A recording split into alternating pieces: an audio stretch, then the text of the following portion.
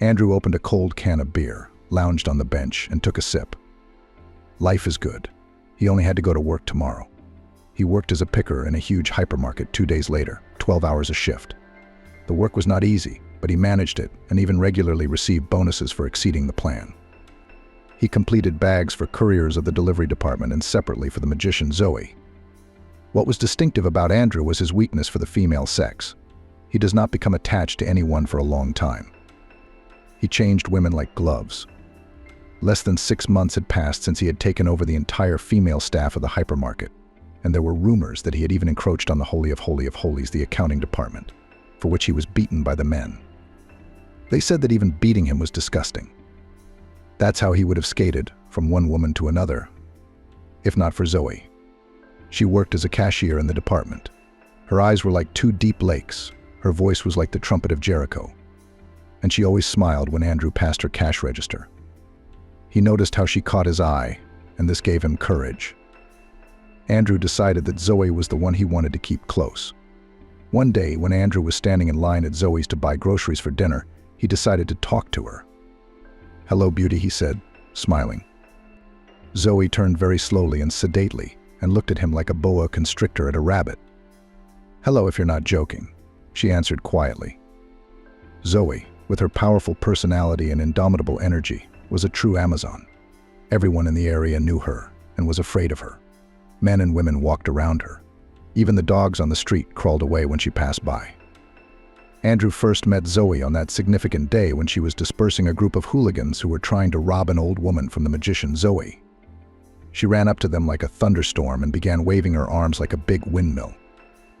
The hooligans scattered like cockroaches, and Zoe helped the old lady get up and took her to the store. "Thank you, daughter.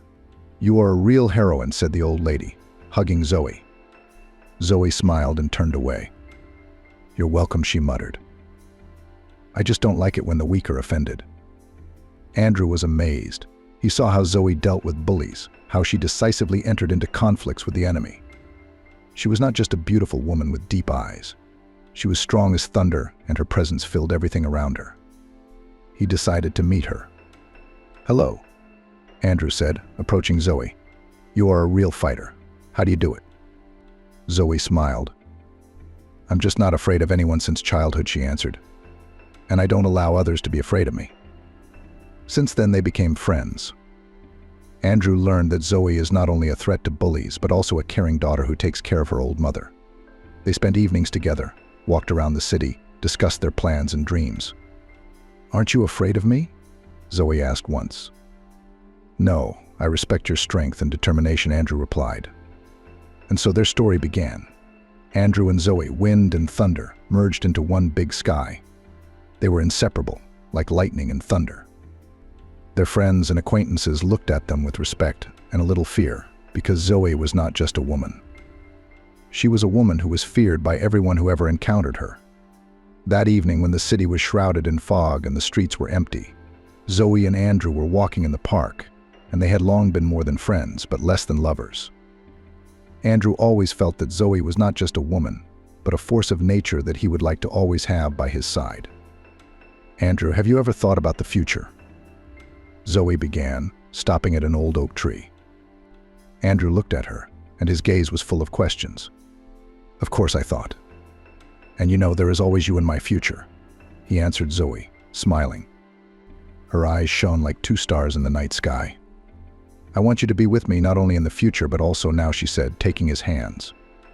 "Andrew, I want you to become my husband." Andrew was amazed. He never thought this could happen. Zoe had always been a mystery to him, rebellious, free. But now she stood in front of him, offering him her hand and heart. "Are you serious?" he asked, not believing his ears. "Absolutely," Zoe answered, squeezing his hands tighter. "I don't want to be the woman everyone is afraid of. I want to be your wife, your support, your peace of mind." Andrew looked at her and realized that this moment was inevitable. Whether he wants it or not, he will become her husband, and then whatever happens. He realized that Zoe was not the worst thing that had happened to him in his life. "Zoe, I will be the happiest man in the world if you become my wife," he said. They walked through the park, ate ice cream, and then, like 2 school children, they went to the cinema and took tickets to the last row. Andrew tried to kiss Zoe when the lights went out, but he didn't dare. She was too monumental. The next day, while he was working, he went to get some groceries for lunch. And of course, he stood in line at the cash register, where Zoe was working. She worked silently and decisively, like a large and precise machine gun. He even began to worry when his turn approached. "Hello. How did you sleep?" Andrew didn't know what to start talking about, although he usually had a good tongue. He knew how to handle women's ears. "Hello, if you're not joking," Zoe answered without a smile and began to punch through the goods. "I slept great, but the mosquitoes bothered me. It's okay. I'll buy plates. They fly away quickly." "Shall we meet at the weekend?" Andrew asked timidly. "Certainly. How can we live without it?" Zoe answered just as colorlessly. "Next, don't hold up the line. We'll talk later." Andrew was at a loss as to how to behave. On the one hand, she herself invited him to marry her, and on the other hand, she acted as if she didn't know him at all. Zoe and Andrew took one day off together and decided to spend the weekend at a recreation center by the lake. Andrew took his old SUV and Zoe packed a tent, sleeping bags and food. They set off, giggling and weaving their car along the road like two teenagers who stole their dad's car and just ran away from school. At the recreation center, they pitched a tent near the shore of the lake. Moreover, the tent pegs were installed by Zoe. She tied the tent to them. Andrew put down the sleeping bags. In the evening, the two of them sat by the fire, hugged, and looking at the stars. Andrew told Zoe about his adventures, and Zoe listened to him, smiling. At night, they could not sleep for a long time because mosquitoes were pestering them. Andrew wanted to pester Zoe, but she fell asleep with lightning speed and started snoring so that he had no chance. The next morning, they decided to go for a ride on the lake on an inflatable boat. "Andrew, this boat was inherited from my father. He often fished on it." Zoe was delighted with the idea, and the two of them got into the boat and set sail. Andrew realized that he needed inflatable vests and borrowed them from a neighbor. So they were both wearing orange life jackets. The lake was calm, there was no wind, and they swam, enjoying the silence and beauty of nature. Suddenly, Zoe felt that the boat began to sink. The water filled it, albeit quite slowly. Zoe panicked. Andrew immediately grabbed the oar and began to row quickly, steering the boat towards the shore. Zoe held on to the edges of the boat. Her eyes were full of horror. "Zoe, hold on, we'll get to the shore," Andrew shouted. Zoe was shaking, but she believed Andrew. He was her savior. Her, a woman who was not afraid of anything. When they finally reached the shore and climbed out of the boat, wet, Zoe hugged Andrew. "So scared," she said, as if she were a little girl and he was her dad or older brother. Andrew smiled and kissed her forehead, as if she really were his daughter. "Zoe, I will always be there. We are always together. Like wind and thunder, like lightning and rain." "A good fire wouldn't hurt us," said Zoe. She climbed into the tent and changed into a swimsuit and threw a towel over herself. Andrew was making a fire at this time so that he could warm up. Soon the flame was large enough, and Zoe hung a pot of water on the fire. She deftly peeled the potatoes and opened a can of stew. Soon they were enjoying a hot meal, and the dangerous incident faded into memory. The adventures at the recreation center continued. They walked through the forest, picked berries, and enjoyed nature. But one day, when they were walking along a narrow path, a brown bear came out from behind the trees. He was huge, fluffy, and hungry. Zoe stopped. Her eyes widened in horror. Andrew also noticed the bear and froze in place. The bear slowly approached, his eyes sparkling like coals in a fire. "Andrew, don't move. The bear is not aggressive if we don't touch it," Zoe whispered. Andrew nodded, but his heart was beating faster. The bear was too close. Zoe picked up the branch and began to slowly wave it in front of the bear. "Go away, bear, this is not your territory," she shouted. The bear hesitated. His eyes became smaller. She continued to swing the branch like a sword. "You shall not pass. This is our forest," she screamed. The bear retreated, its fur rose, but it did not attack. Zoe continued to squeal and threaten him with the branch until he disappeared into the forest. Andrew looked at Zoe with admiration. She was not just a woman, she was a real mistress of the forest. Her strength and determination were amazing. "You saved us from the bear," he said, hugging her. Zoe smiled and her eyes sparkled. She approached Andrew, kissed him and dragged him into the tent. She was a passionate, loving woman and almost strangled her future husband. Andrew, barely able to stand, crawled out of the tent and walked towards the lake. There he washed himself, then began to wash himself and screamed loudly at the top of his lungs. Out of surprise, the birds flew off their nests and circled over the forest. "Andrew, let's get ready to go home. What if this bear decides to come back here at night when we are sleeping?" "What do you mean, are you skin and bones? Here I am, food for him for several days," Andrew said, getting out of the tent. "I wanted to offer this to you myself." "Then let's get ready." And together they dismantled the tent and rolled it up, put all their things in the trunk, and finally decided to take a walk in the forest, which was full of berries. Zoe took the jar and was going to fill it with aromatic berries. Andrew was already tired of walking. But Zoe did not let up. She moved from bush to bush and resembled a bear herself. Andrew admired. He came up behind her and stroked her back. "I'm finishing now." Andrew looked at her with tenderness and suddenly froze in horror. A black viper was crawling not far from her leg, and he saw a lot of them as a child in the village with his grandmother, when he ran into the forest with a neighbor's boy to pick blueberries. Zoe didn't move. Andrew picked up the earth stick and quickly threw the snake away from Zoe. There was just a viper here. Only this was not enough, then a bear, then a viper. "We've already gone. We've gone," Zoe laughed so hard that her whole body shook. "That's it. Enough of this nature." "I suddenly wanted to go to the city," Andrew announced, and he got behind the wheel. "Come on, jump in." He shouldn't have said that, because when Zoe jumped, the car sank sharply and almost began to scrape the bottom on the ground. The SUV's engine roared, and in 2 leaps the car found itself on a country road that led from the forest to the mountains. Zoe got sick on the road and fell asleep, lounging in the back seat. And Andrew was wondering whether he should be happy or sad that he would have a wife like Zoe Ida. He imagined that they would have children, 2 girls like Zoe and 2 boys like him. He dreamed so much about the future sweet family idol that he almost missed the turn he needed. But he came to his senses in time. Zoe and Andrew did not have a wedding, she insisted. There was only an ordinary, non-celebratory painting, to which Zoe and Ida came in a champagne-colored dress, and it suited her very well. She poked a similar colored rosebud into her head and turned out to be the prettiest bride that day. After painting, the 2 of them went to a country estate, which had a sauna and a swimming pool, as well as its own mini zoo. Well, and accordingly, a restaurant. Zoe's friend Luda worked in this restaurant. She set the table to the highest standard. There was black and red caviar, trout, stuffed breaded squid, and octopus tentacles. And in the center there was a dish with stuffed crab shells. Zoe agreed on this seafood menu in advance with Andrew. "You see, I really want to try this seafood. Let's order it for the wedding." "Of course, come on," Andrew agreed. Because arguing with Zoe meant condemning yourself to a slow, painful death. When they entered the restaurant, there were no visitors, only their table was set, on which candles were burning, and there was a composition of white and cream flowers. "Come in. Now we'll serve the dishes," said Luda. "Congratulations on your legal marriage. Finally, you have found your betrothed. Don't pay too much attention to him. You won't get it," Zoe said belligerently. "Come on, I have Vasya. He is my best man in the world. This is good. Come on, work, you've paid for it," Zoe urged her friend angrily. "Don't be offended, I'll bring everything now." She brought out plates of food and separately cut lemons lengthwise on a saucer so that lemon juice could be sprinkled on the fish.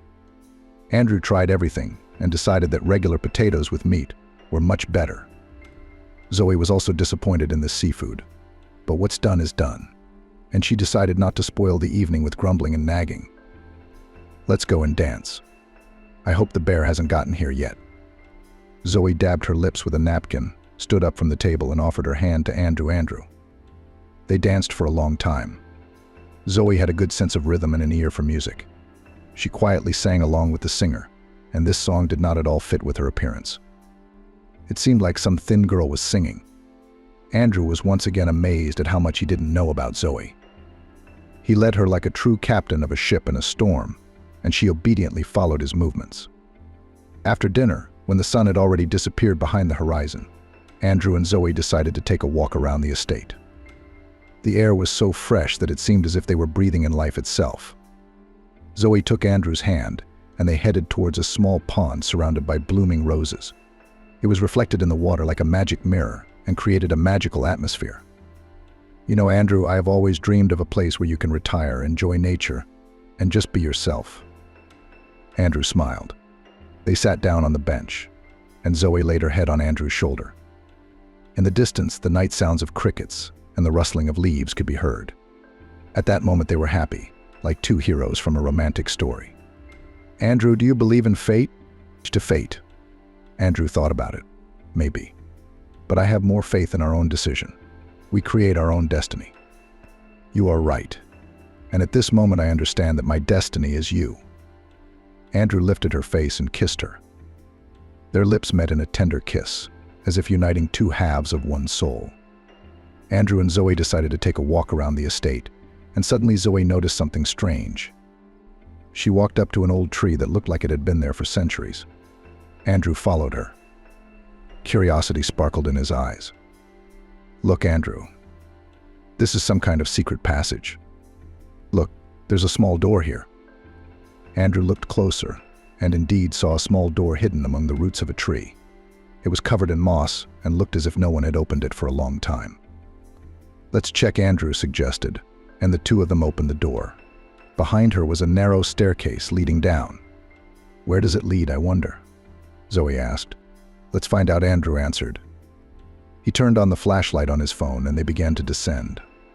The stairs were steep and dark, but they moved forward, despite the unknown. A few minutes later, they found themselves in an underground room. Light penetrated through narrow cracks in the ceiling, illuminating the ancient stone walls. In the center of the room, there was a table on which lay a dusty book. What is this? Zoe asked, picking up the book, from which clouds of dust rose. Let's see, said Andrew, and they began to read. The book told about the mysterious history of the estate, about secret passages and treasures hidden in its depths. I feel somehow uneasy. Let's go back upstairs and not continue exploring, Zoe said, looking around. Suddenly they heard some knocking from above. Someone closed the door and nailed it with boards. The sound of a hammer was heard. Wait, we're here. Andrew shouted and rushed up the stairs. The man, who was asked to board up the passage so that no one would poke his nose in there, was terribly frightened when inhuman screams were heard from underground.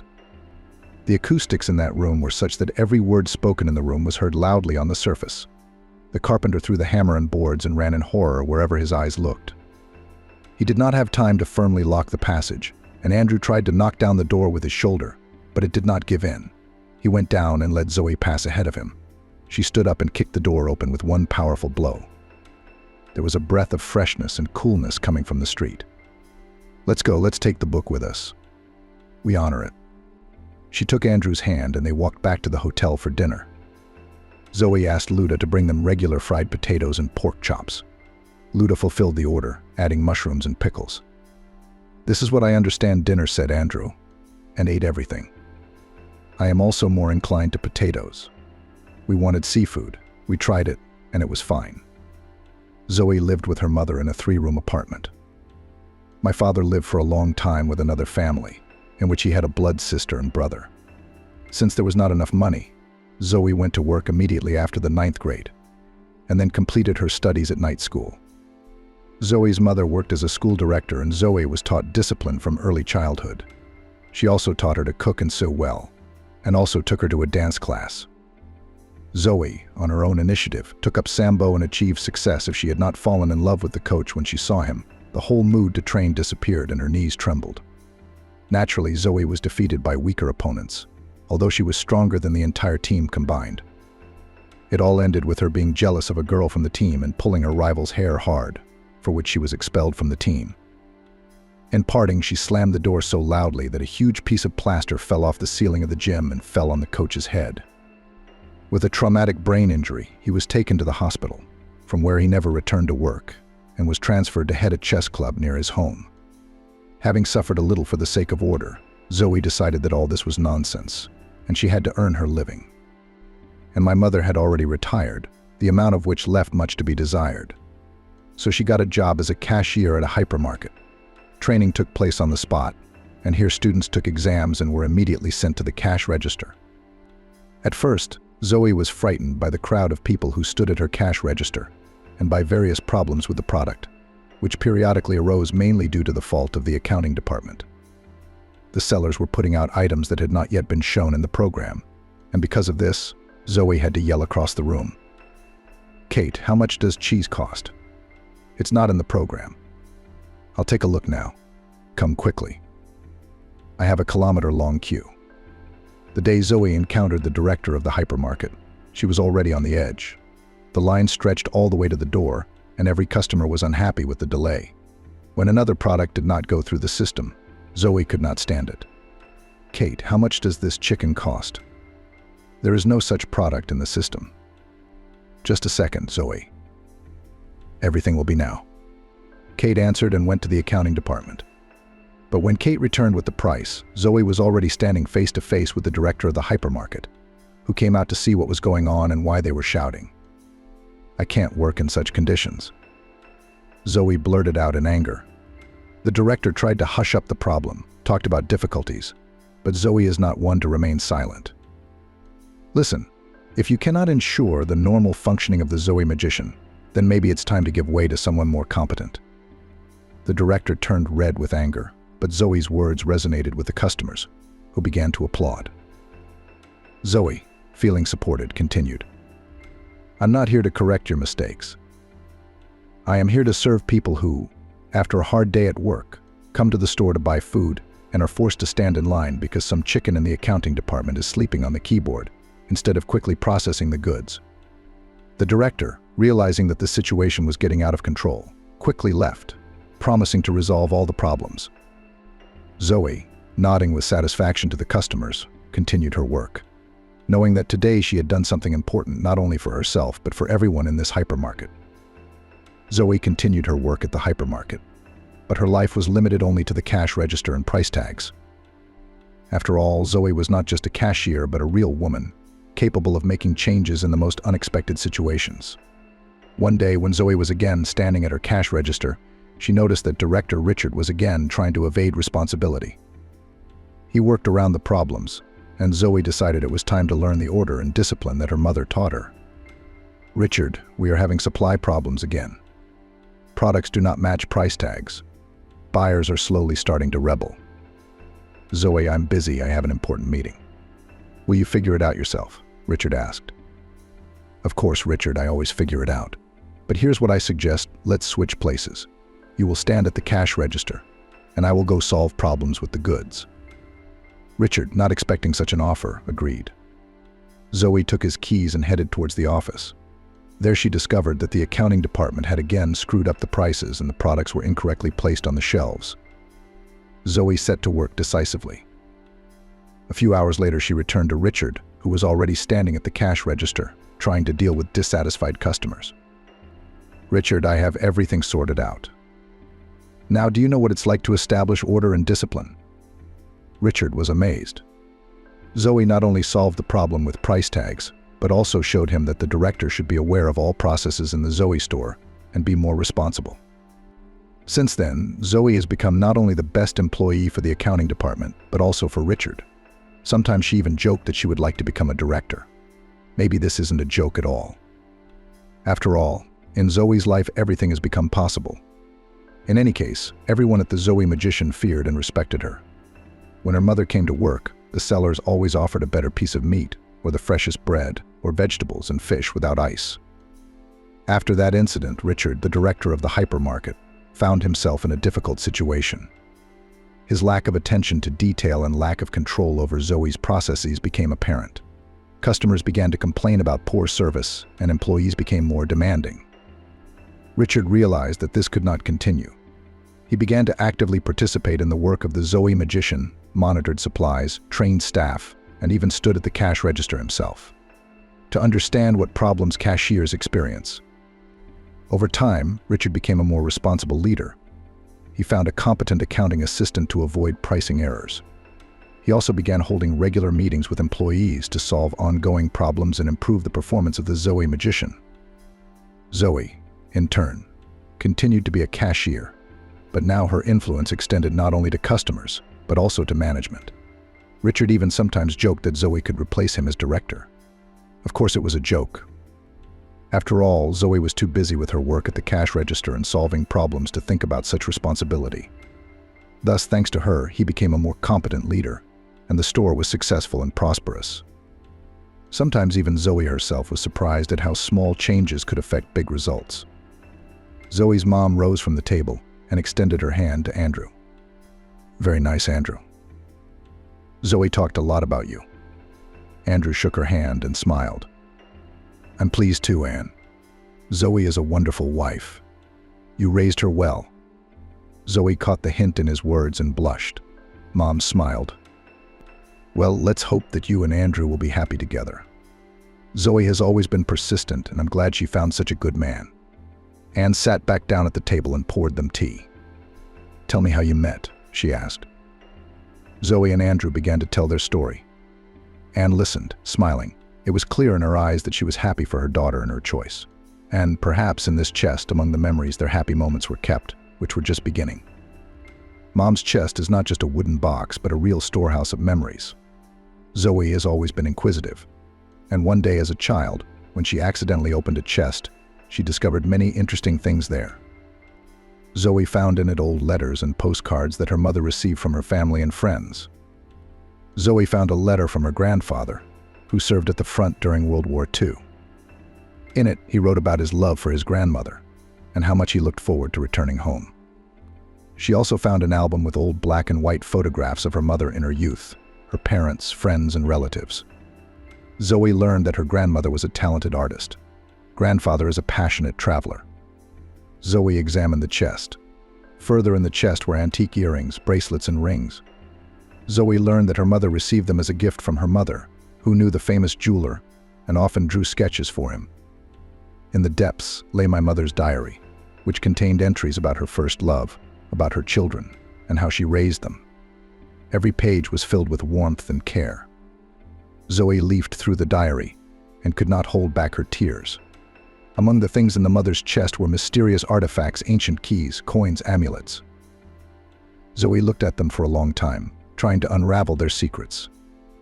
Mom always said that a chest is not just a storage place for things, but a place where a part of her soul is kept. And perhaps hidden in this chest are the answers to many questions that Zoe has not yet asked. Andrew, listening with interest to Zoe's stories, suddenly stood up and went to the chest. He carefully lifted the lid, and his gaze fell on an ancient compass with exquisite engraving. "Anne, can you tell me what kind of compass this is?" he asked, turning to his mother. Family Anne smiled and answered it was a gift to my father. He was a sailor and always said that this compass helps him find his way home, despite all the storms and storms. Andrew carefully examined the compass, and Zoe continued the story. Grandfather and grandmother met in the library. She was looking for a book about sailing, and grandfather had just returned it to the shelf. It was fate. Yes, it's very romantic. Andrew looked at Zoe with warmth in his eyes and told her, "Now, thanks to this compass, I will always find the way to your heart." Zoe smiled, took his hand, and Anne, watching them, thought about how important it is to preserve family memories and pass them on from generation to generation. She looked at the chest and thought that now new stories would appear in it. Stories of Zoe and Andrew. "Let's drink tea to the love that unites the past, present, and future," she suggested, raising a cup of tea. Everyone raised their cups of tea. The room was filled with the warm light of the sunset, reflected in the ancient decorations. They slept together on a wide sofa, which they folded and unfolded each time. Andrew's things fit neatly on one shelf and on several racks in the closet. The belongings were simple. "Let's sleep. I have to get up early for my shift tomorrow." She clapped Andrew on the shoulder so that he sat down in surprise. She stepped into the shower and came out wearing a pretty pink robe that flattered her curves. Andrew went to the shower after it and shaved properly. He felt tired. The harsh jets of the shower gave him energy. When he came out, Zoe was already asleep, turning to the wall. Andrew lay down and, after tossing and turning for half an hour, also fell asleep. He woke up in the morning from an incredible roar and jumped up in surprise. It was Anne who dropped the metal bowl in the kitchen. She got up at 5 in the morning and, having nothing else to do, began baking pies. Today she was making another pie and accidentally pushed the empty bowl onto the floor. The noise was incredible. Most likely the neighbors also woke up. Zoe alone slept in a deep sleep and didn't even move her ears. At first, Andrew was even touched by the fact that his mother-in-law bakes pies in the morning and always has aromatic coffee and homemade cakes for breakfast. But soon, more and more often, he began to catch himself thinking that there was not enough cuteness here, and that a delicious pie could be ordered, but it was not always possible to get an extra sleep after a shift. Zoe, let's build our own house. It will be good for Mom, and there will be space for future children. Let's. I can already imagine him. And you are smart. And she patted Andrew on the shoulder with all her heroic scope, so much so that she almost killed her husband. Andrew then rubbed his bruised shoulder for a long time.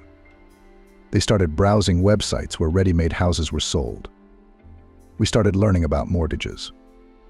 But after a week of viewings and calls, they decided that they would take their own plot and build the house themselves. For the project, they turned to the well-known Design Bureau City project. Andrew and Zoe came to the architect and explained what they envisioned for their home and how they saw it. The architect promised to draw them several plans and provide them within a week. But the project is paid. Well, let's say we can pull it off, but we still need to earn money for construction. Yes, Andrew, our salaries and my mother's pension are enough just to purchase materials for the foundation. I recently saw an advertisement that drivers are needed for long-distance flights. I have a category so I can try.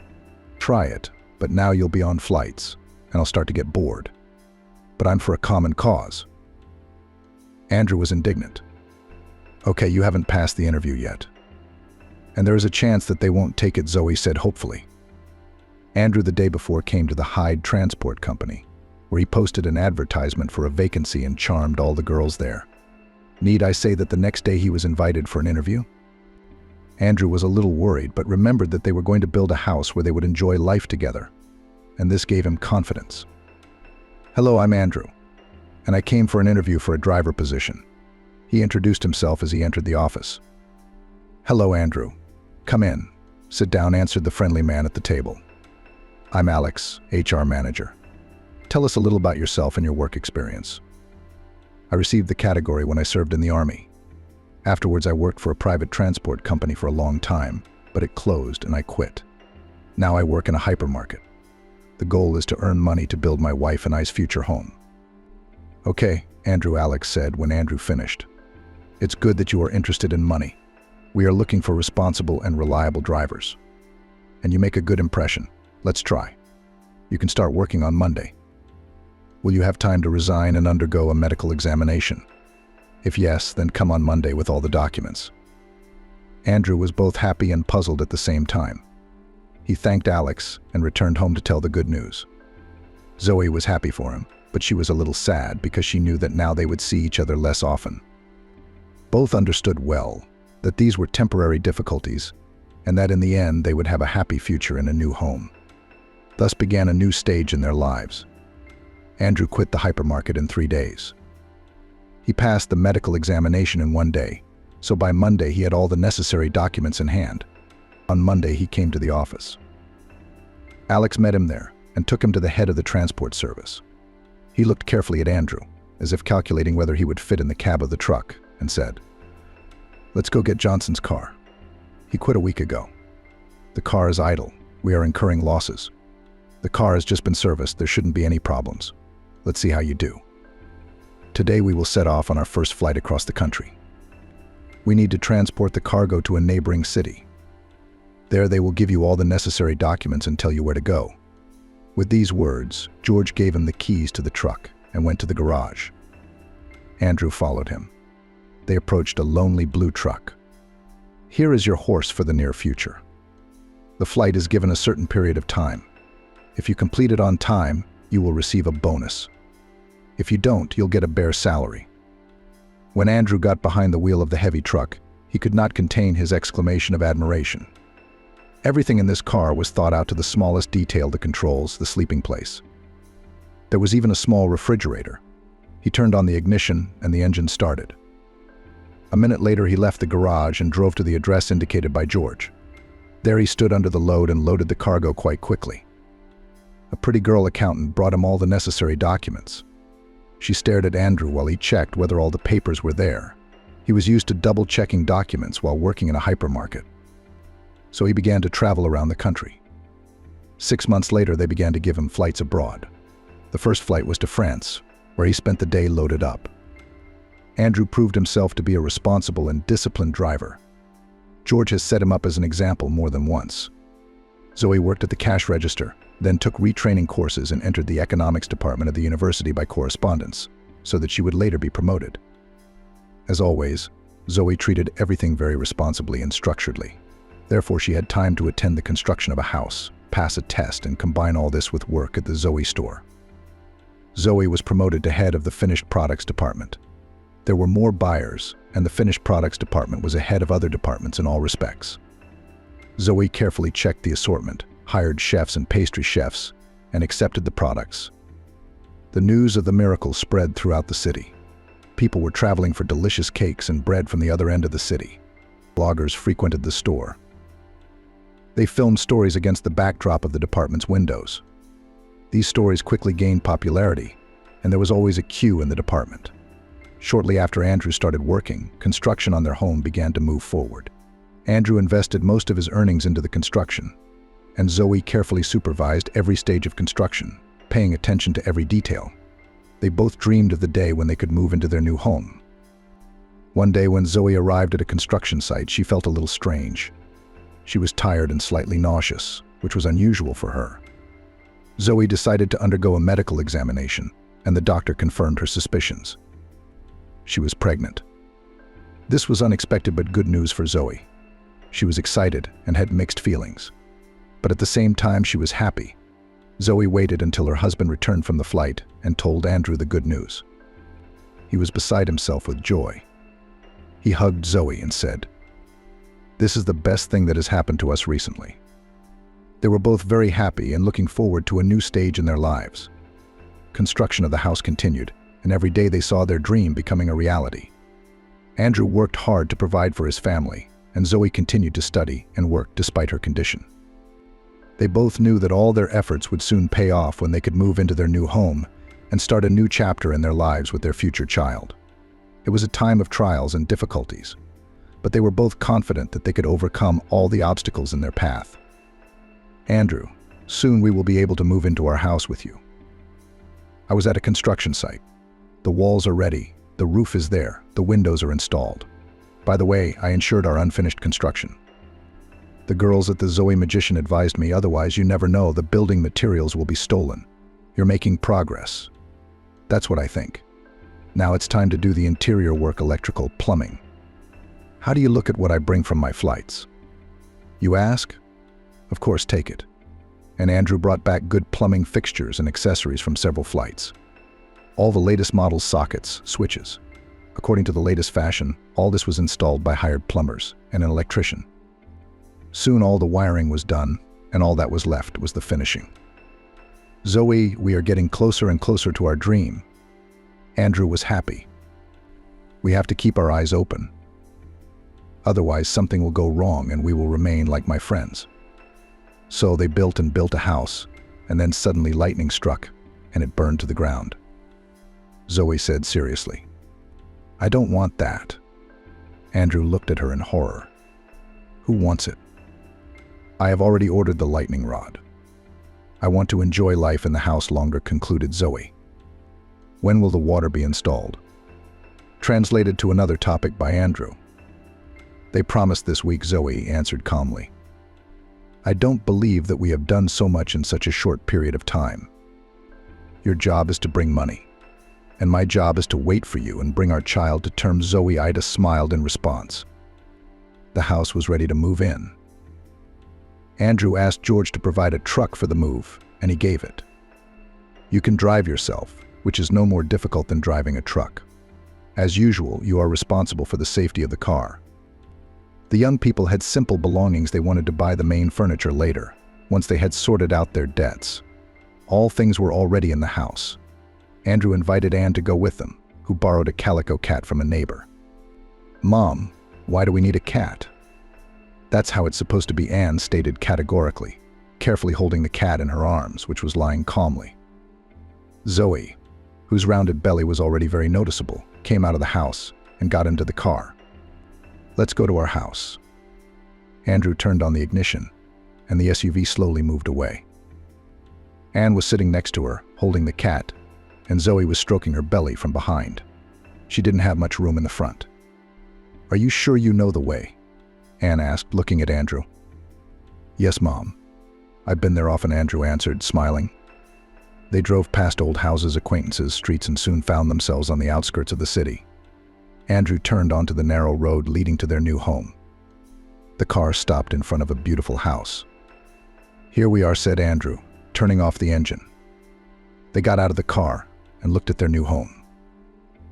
Zoe took Anne's hand, and together they went into the house to fetch the cat, which Anne released ahead.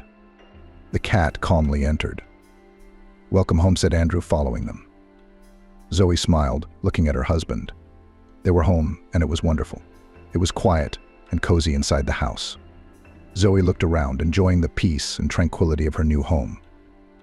Anne walked slowly into the living room, examining every detail.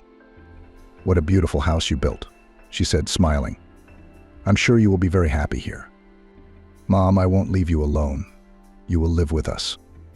Again, the air is clean here. The birds are singing.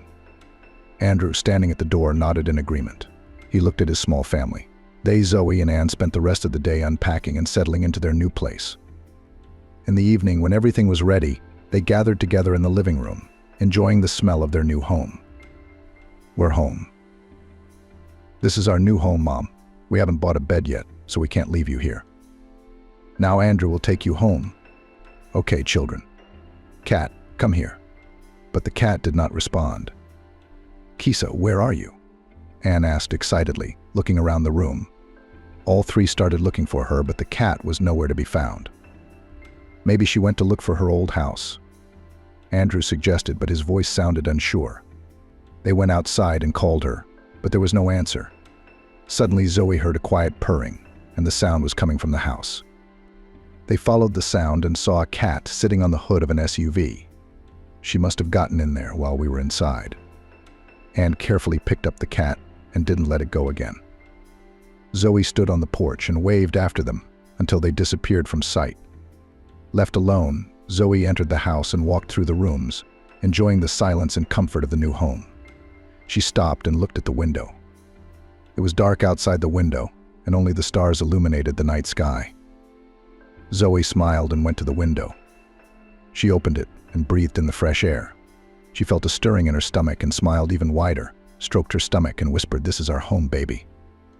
Zoe closed the window and went to the bathroom. She turned on the water and undressed in the shower. The water was warm and pleasant. Zoe stood under the shower, letting the water wash away the fatigue of the day. She turned off the water and dried herself with a towel. Then I put on my pajamas and went to the bedroom. The bedroom was quiet and cozy. Zoe lay down on the bed and closed her eyes. She felt her fatigue slowly disappear, and she drifted off to sleep. She thought about her new home, about Andrew and her future child. She smiled and fell asleep, and I didn't hear Andrew return home. He did not wake her up and quietly lay down next to her on the sofa, since they had practically no furniture. The room was spacious and airy. The next morning, Zoe woke up to the sun's rays coming through the window. I looked at my watch and saw that it was almost 10 a.m. It was a day off. Zoe got up, went to the kitchen, turned on the kettle and started preparing breakfast. Soon Andrew woke up, went into the kitchen, and smiled. He approached her and hugged her. "Good morning," he said, kissing her on the cheek. Zoe smiled and replied, "Good morning. Let's have breakfast already. I want to eat so much. I have a little glutton inside me." She lightly nudged Andrew with her elbow, but apparently, as usual, she miscalculated the force, and Andrew bent in half. "You will be left without a husband so soon." Poor him. "It hurts, right?" "Sorry." The next day, a large bed was brought to them. Andrew assembled it himself. A couple of hours later, a beautiful white mattress was delivered, and Zoe just clasped her hands. "I was completely tired and forgot about the bed sheets. I'm afraid that what we have will not be enough." "Nothing, not enough, but it's there. I'll bring whatever linen you need the day after tomorrow. I'm going to Germany. Write me the dimensions, I'll look there." In the meantime, we'll sleep on the couch. There is no point in spoiling the beauty. Andrew took a tape measure out of his suitcase and measured the dimensions of the mattress. That's it. The mattress sizes are there. What is the size under the blanket and pillow?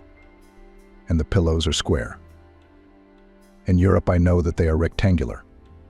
Then maybe bring some pillows. Agreed. Now let's rest.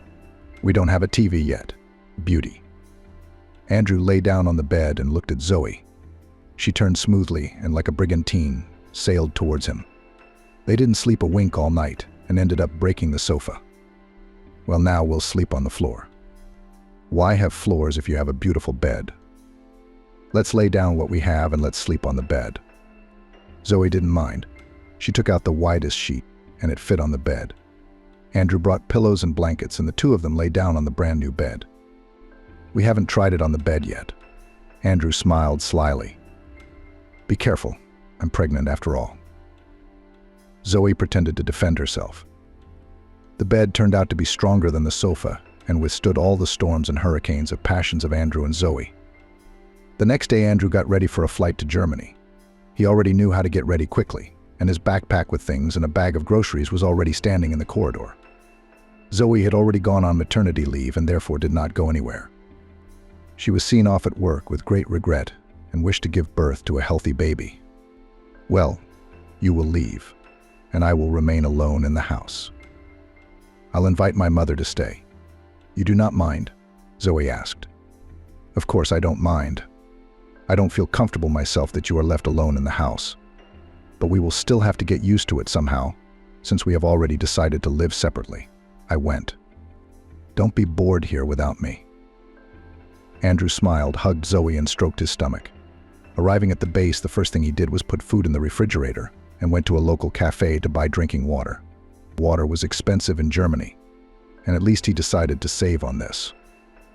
Already in Germany, Andrew decided to visit a local bar in the evening to relax after a long journey. At the bar, he took a beer and suddenly noticed a girl who was sitting alone at a table and talking to someone on the phone in English. Andrew decided to come over and get acquainted. Hello, do you speak English? He asked, approaching the table. Yes, I'm from the USA, she smiled, closing the book. I'm Andrew. Nice to meet you, I'm Jane. Nevertheless, the inner male defeated the family man, whose position away from the family was very weak. Will you give me your phone number? They exchanged phone numbers, then walked for a long time along the streets of a small town in which the car was being loaded. Jane, I'm leaving home tomorrow. I would like to invite you to my place to watch the sunrise together. The proposal is expected. Do you call all girls that? She asked sarcastically. No, only you. I didn't find a better answer, Andrew. Then let's do it this way. A popular band will perform here tonight. If you get these tickets and we can go to the concert together, then I will agree. Still, you must defeat at least one dragon on the way to the Princess, Jane suggested. Accepted, answered Andrew. In the evening, Andrew emerged victorious from his fight with the dragon. He got tickets, went to a concert, and spent the night with an attractive girl. In the morning, the demands of the inner male subsided and Andrew said goodbye to Jane with a calm soul. Should I give you money for a taxi? He asked Jane. Yes, how will I go? This week I've been looking at new sneakers, but I can't decide to buy them. I'm waiting for a discount, she replied. Where do you work? Andrew asked. I work as a teacher in an international kindergarten. The salary is low. When will you come again? Liked, Andrew said with a grin. Not really, but there's definitely something about you. I love persistent people, said Jane, took the money from Andrew and left the room that Andrew had specially rented for one night. He usually slept in his car, so as not to spend money on hotels. The car was his apartment, office and home. He left the city and began the long journey home through Germany and Poland. Andrew thought about his wife and about the future child whose father he would soon become. He brought his wife gifts and sweets which she had really loved lately, as well as things for the baby in neutral colors so that both a girl and a boy could wear them. Zoe, left alone at home, invited her mother to live with her. They spent time together preparing for the arrival of a new family member. Zoe was grateful to Andrew for allowing her mother to come stay with her. This helped her cope with loneliness and prepare for the birth of her child. When Andrew arrived, Zoe was overjoyed and Anne left. Andrew had no attraction to his pregnant wife, especially since he had only recently dated Jane. "You are so caring," Zoe hugged her husband. "I'm tired, I want to sleep." In the cabin, do you know what the dream is? Everything is noisy, rattling outside, making it difficult to sleep peacefully. Let's do it later, okay? He hugged his wife and went to sleep. Shortly after this flight, Andrew departed for France. Arriving in Paris, he decided to visit the famous cafe to enjoy the atmosphere of the old city. A girl was sitting at a table in the corner of the cafe, immersed in reading a book. Andrew noticed that the book was in English and decided to approach it. The girl had a very unusual appearance, beautiful and somehow sophisticated. "I'm Emily. I've been living and working in Paris for 8 years, the girl said. "Wow. And it's a long time. How did you get here?" Andrew was amazed. "Mom married a Frenchman. He knew that she had a daughter. He met me and allowed my mother to live with me in his house," answered Emily. "What doesn't happen in life?" "I haven't heard any stories," said Andrew. "So you graduated from a French school?" "Yes, I had to. Not without difficulty, of course. French was hard for me, but I'm still learning it." This is how their acquaintance began. They spent the evening talking, exchanging stories and impressions. Andrew was amazed by her intelligence and charm, and Emily in turn was glad to meet a fellow countryman. They began dating and soon began an affair. Again, Andrew had to rent a hotel for the night to bring Emily there. She turned out to be very skillful in love affairs, and Andrew received great pleasure from physical intimacy with her. Andrew found in this woman what he had been missing at home: passion and lack of demands. And although he continued his flights, he always found time to see her. This novel became a bright spot for him in his difficult life as a truck driver. So Andrew continued his journey, leaving a piece of his heart in every country, regardless of where he was. He always returned to his beloved women, Jane and Emily, who were for him like lighthouses in an endless ocean. Returning home, Andrew asked George for business trips to France, where Emily lived, and to Germany, where Jane lived, and constantly found a reason to stay with them for a day or two. But at home, at the base, they treated the continuation of business trips normally, and one might even say that they turned a blind eye, since Andrew worked flawlessly, loaded himself, unloaded, and everything was always on time. He crossed the border without problems, did not lose cargo, did not go on a binge, didn't make a fuss. Coming home from work after a flight, Andrew saw that Zoe had already started preparing dinner. He walked up to her, hugged her, and kissed her on the cheek. "How was your day, Zoe?" he asked, taking off his jacket. "Nothing special." "Andrew, just an ordinary day," she answered, smiling. In the evening, when Zoe was already going to bed, Andrew told her about his adventures in Germany and France. He kept quiet about Jane and Emily, not wanting to bother Zoe. Instead, he talked about the beautiful places he visited and the people he met. "And I'm sitting at home, I don't see anything except our city. Nothing. As soon as the child grows up, we will definitely go somewhere with the whole family, and you will definitely see the world." The next day, Andrew set off again. This time his path lay in Italy. Arriving in Rome, he decided to visit the famous Colosseum. He looked with admiration at the monument of ancient architecture and sat with pleasure next to him in the cafe. When I was getting coffee, I met a charming Italian woman near the bar. She was a tour guide and offered him a tour of the Colosseum. She also turned out to be a charming native English speaker. In the evening, Andrew invited Mary to dinner at a local restaurant. They enjoyed delicious Italian cuisine and wine, and then walked around Rome at night. At the end of the evening, Andrew walked Mary home and exchanged phone numbers with her. He compared Mary to Emily from Jane. Returning to the car, Andrew went to bed and thought about life for the first time. He realized that, despite all his adventures and new acquaintances, his heart will always belong to Zoe. For a moment he felt ashamed. One part of his nature demanded carnal pleasures and pleasures, while the other wanted a quiet life and family. Andrew was torn between these two parts of himself and decided that after this flight he would no longer travel so far from home. He wanted to be close to his wife and unborn child. Returning home, Andrew was incredibly happy to see Zoe. It somehow warmed inside when he saw her. Soon she was due to give birth, and Andrew experienced another pang of conscience. Although he brought gifts and sweets, souvenirs from the countries he visited, he did not feel well, but Zoe was happy to see him and was glad that he decided to stay home. Over the next few months, Andrew worked closer to home so he could spend more time with his family. He was happy, and despite all his adventures, he tried to convince himself that the most important thing in his life was his family. George liked that Andrew began to work closer to the base, because he could always be relied upon when other drivers went on a drinking binge and did not show up for work. He was thinking about making Andrew his deputy. Emily and Jane wrote to Andrew in online instant messengers, and in order not to get caught, he called everyone by male names and told his wife that colleagues from Italy and Germany were writing, asking when he would be shipping to them. Andrew tried not to think about them, to live the life of his other half as an exemplary family man. Zoe seemed to have no idea about anything. Life went on as usual until one evening, when Andrew came home from work.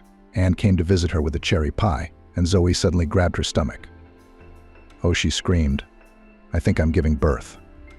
"We need to time the time between contractions," was all she managed to say, breathing as she was taught. Andrew quickly took the phone and dialed the ambulance number. While they waited, Zoe tried to breathe deeply and evenly, as advised in the prenatal classes she attended before giving birth. "Everything will be fine," Zoe Andrew reassured, holding her hand and stroking it. When the ambulance arrived, Andrew helped Zoe up and they all hurried to the hospital. Everything happened so quickly that Andrew barely had time to collect himself. At the hospital, Zoe was immediately taken to the maternity ward, and Andrew was left to wait in the hallway of the emergency room. He sat there for a long time while Zoe gave birth, fingering the beads he bought in Italy for Zoe and praying that everything would go well. A few hours later, a doctor came to him and said that Zoe had complications and had to have a cesarean section. Andrew felt his legs give way. "How are they?" he asked, barely catching his breath. "Your wife is fine," he replied, "but your son." He had to be admitted to intensive care. He was born weak, suffered from pneumonia, and doctors are now doing everything they can to help him. "Don't worry, everything will be fine with him." Andrew felt fear and helplessness wash over him. He couldn't believe that his little boy, whom he had never met, was already fighting for his life. He sat down on a chair, covered his face with his hands, trying to collect his thoughts. Over the next few days, Andrew barely left the hospital. He went home for a short time, took a shower, ate breakfast, returned to the hospital, where he spent time in the corridor next to the intensive care unit, waited for news about his son's condition, and also visited his wife. Finally, a week later, doctors said that the boy's condition had stabilized. Andrew saw his son for the first time through the glass of the incubator. He was so small and fragile that Andrew's heart sank. But deep down, he was sure that his son was strong and could handle everything. Andrew was allowed to touch the child through the round holes in the cuvette. After he washed his hands with soap and treated with an antiseptic, he tremblingly touched the little body, and he was overcome by a wave of love for this little creature, which connected him with Zoe. "My boy, my son," Andrew whispered, stroking his son's leg. The son was fast asleep, holding his arms close to him, and inside Andrew there was a desire to protect him. Zoe and the baby were transferred to the second stage of nursing to another department on another floor. "Andrew, the doctor said that we will spend at least 3 weeks here," said Zoe. "Well, it's necessary, it's necessary. You call, tell me what to bring, I'll bring it instantly," Andrew said. "It's better here than in the postpartum ward," Zoe said, stroking Andrew's hand. Andrew brought water, fruit, baby canned food, and condensed milk to the hospital for Zoe, diapers, wet wipes, and pacifiers for the baby, who was named Victor the Winner. 3 weeks later, Zoe called Andrew. "We are being discharged today. Can you come and pick it up?" "Certainly." "What question?" "I expected that you would be discharged around these days and asked you not to put me on long-haul flights." An hour later, Andrew arrived to pick up Zoe and his son. Anne arrived with Andrew. She cried, looking at tiny Victor. "Stop it. All the bad things are over." "Yes, I'm crying with happiness because I see my grandson." On the day when Andrew held his son in his arms for the first time, he felt that the whole world around him had disappeared somewhere, and only he and his son remained. And all his adventures and travels are nothing compared to this moment. He realized that the most important adventure of his life was just beginning. And it's an adventure to be a father. I felt like a captain on a ship whose crew had mutinied. Put aside your tears. Still good. Come on. He put the bags on the floor and hugged both women. "Let me put the child in the car seat I bought. And let's go already. Because I'm nervous, I want to eat. I'm hungry." Zoe took Victor out of the envelope and the two of them placed him in the car seat. Andrew carefully buckled his son in and made sure that the seat was properly secured.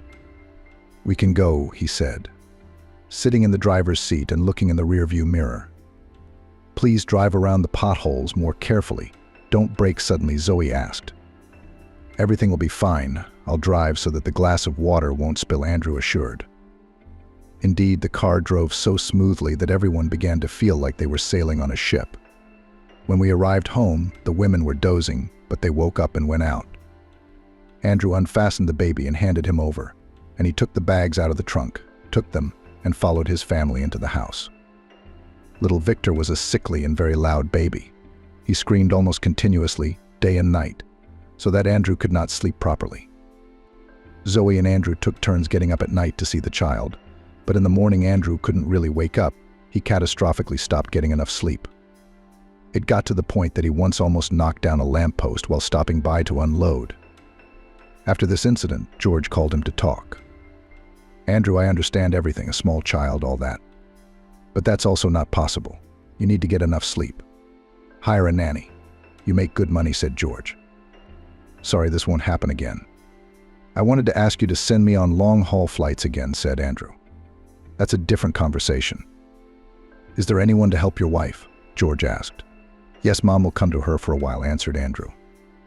"Then this week we will have loading to France." "You already went there," said George. "Great. I'll go get ready." Andrew's mood has noticeably improved. His other part of the active male hunter was bored and yearning for new adventures. "Hello, wife," said George. Andrew received his travel allowances from the accounting department and went to work. When he returned, he parked his truck on the territory of the base and affectionately stroked it on the cold metal of the cabin. "Well, old lady, will we be on our long journey again soon?" "Are you ready?" he asked. Scania, of course, remained silent, but Andrew, always carefully prepared for long flights, checked all the systems of his Swallow and knew that he could trust it. Arriving home late in the evening, Andrew immediately went to the room where his son was sleeping. Zoe sat and rocked his crib. Just fell asleep. "I called my mother. She will come to me tomorrow," she said. "Go get some sleep, and I'll sit with him," Andrew answered. Zoe happily lay down and slept for several hours. Victor was snoring quietly in his crib. Andrew looked with emotion at his son, at his body and tiny arms and legs. He could not believe that he was a father. He made sure that everything was in order, lay down, without undressing, on his side, next to his wife, and instantly fell asleep. Early in the morning, Andrew got into the cab and drove out onto the highway. He was very glad to be back on the road, where new adventures awaited him. His path lay in France, in Paris, where a meeting with Emily awaited him. Andrew liked the French roads and the scenery on both sides. In a Parisian suburb, quite large rabbits grazed on the hills. They calmly and melancholy chewed the grass, and were not at all afraid of passing cars. Upon arrival in Paris, Andrew unloaded the car and immediately headed to the cafe, where he and Emily agreed to meet. He entered and his gaze fell on Emily, who was sitting at a table by the window. She was as beautiful as the day he first saw her. "Hello, incomparable Emily. I see your eyes still sparkle like two diamonds," Andrew exclaimed, approaching the table at which the girl was sitting. She turned around and smiled when she saw him. "Andrew, wow. Long time no see." Hi. "Don't tell me these diamonds are 2 carats, she said, standing up to hug him. They hugged. And Andrew felt his heart beat faster. He was happy to meet Emily again. They spent the evening and night indulging in lovemaking and reminiscing about old times and sharing news. It was a joyful meeting.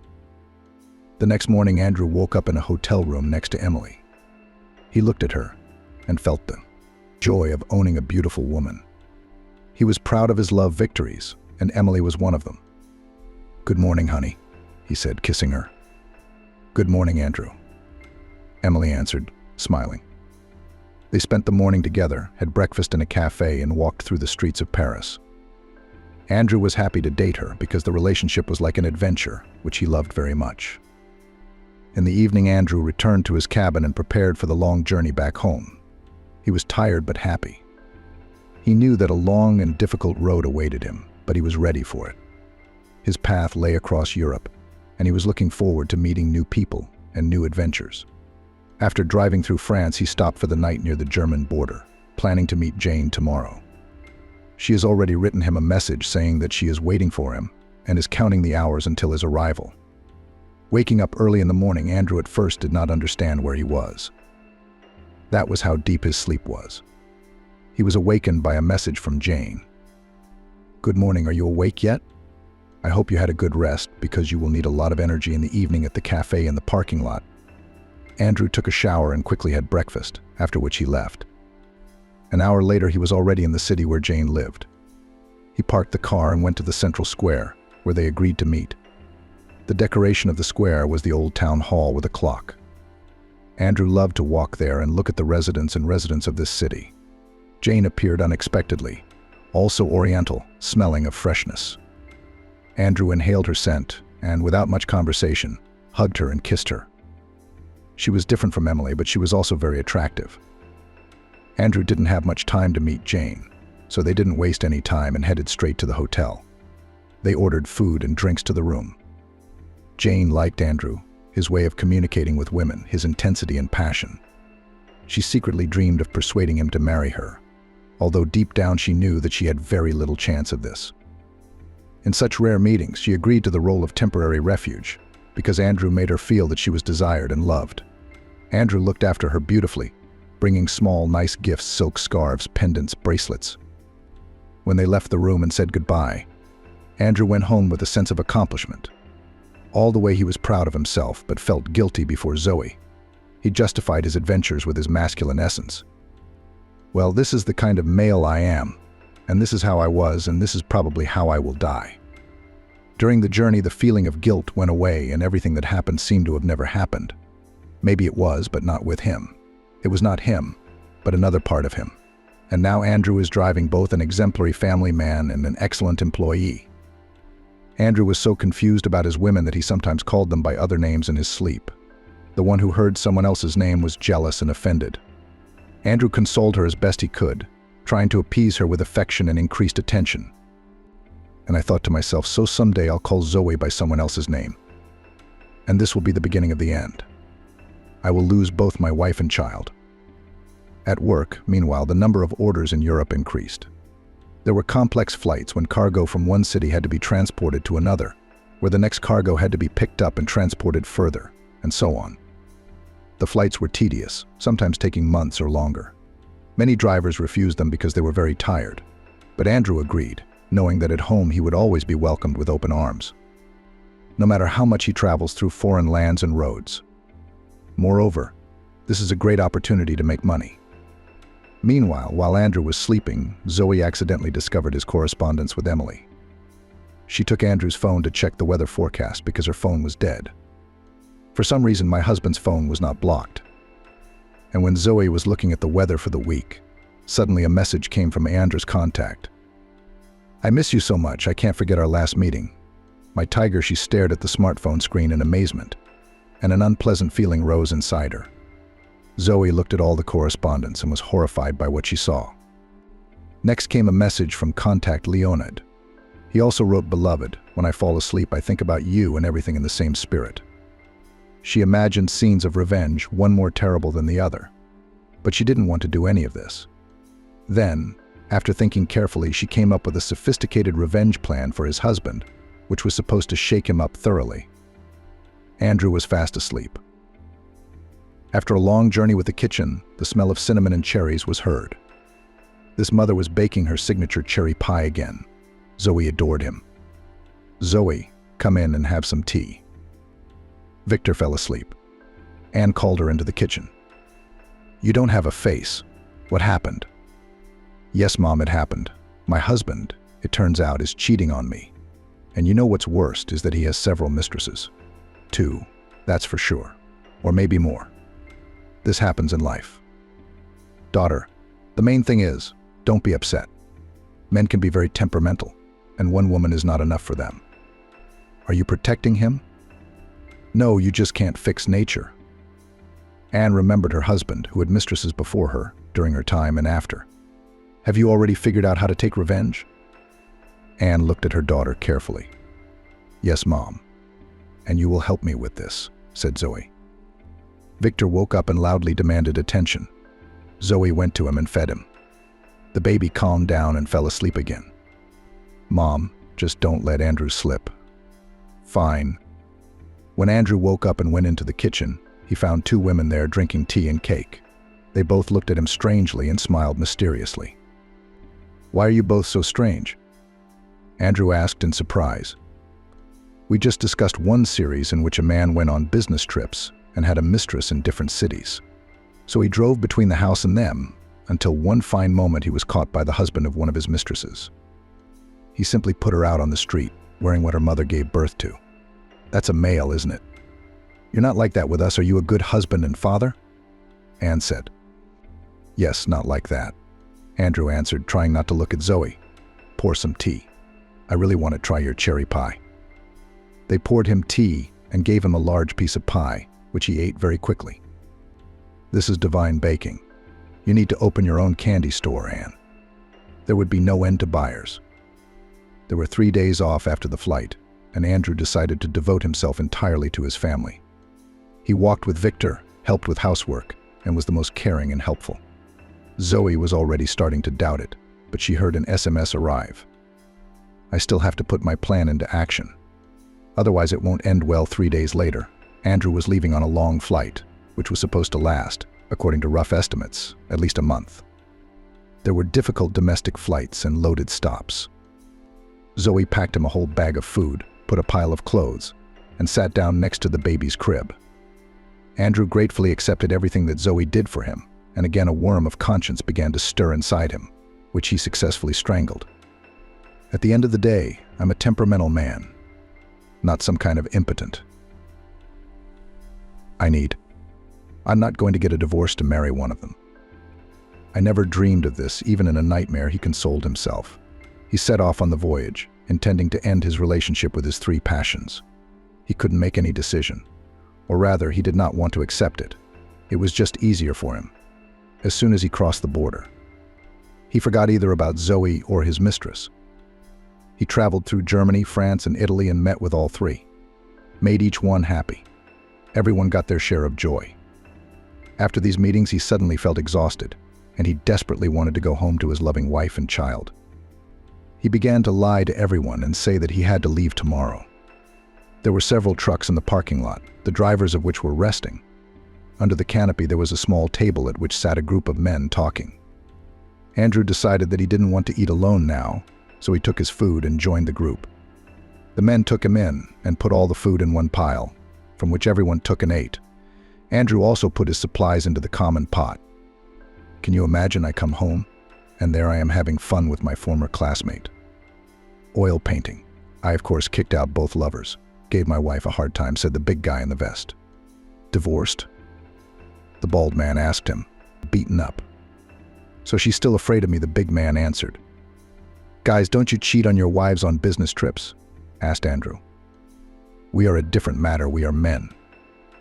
That says it all, and we always exercise caution, the big man explained. After lunch, everyone went to their cars. Andrew also climbed into his sleeping bag. He kept thinking about their conversation, and was even afraid to imagine his Zoe in the arms of another man. I forcibly drove away such images from myself and even dozed off for a while. But I woke up to someone knocking on the cabin door. Andrew looked outside. A big man stood near the car and held a kitten in his hands, nailed in the parking lot. I have 2 cats and a dog at home. I have nowhere to take it. Maybe you'll take it. Don't even know. When I was a child, I had a cat. Then he left somewhere and never returned. Probably got hit by a car. Wait, I'll bring you food. I bought it on my way. Yes, you need it now.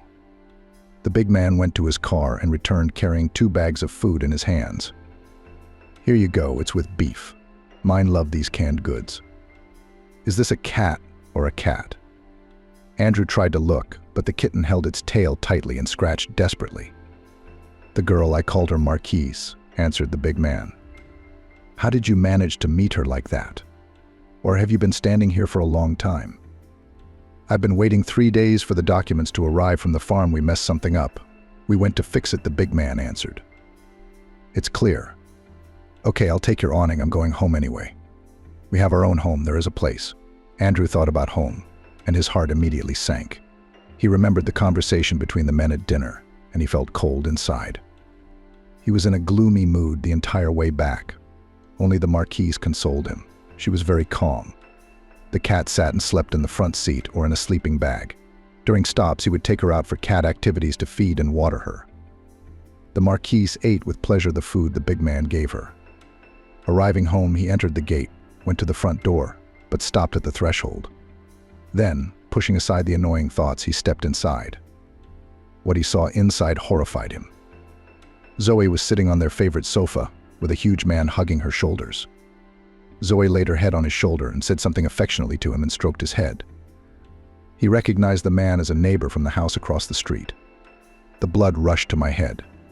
Andrew let go of the Marquise, who jumped to the floor, and then jumped onto the sofa, on which a happy Zoe was sitting. Zoe turned around to see who had arrived and saw Andrew. The cat is out of the house, the mice dance. Andrew said angrily. What is this about? Zoe asked, as if there was no one in the house except her and Andrew. What kind of cat is this? My God, how pretty.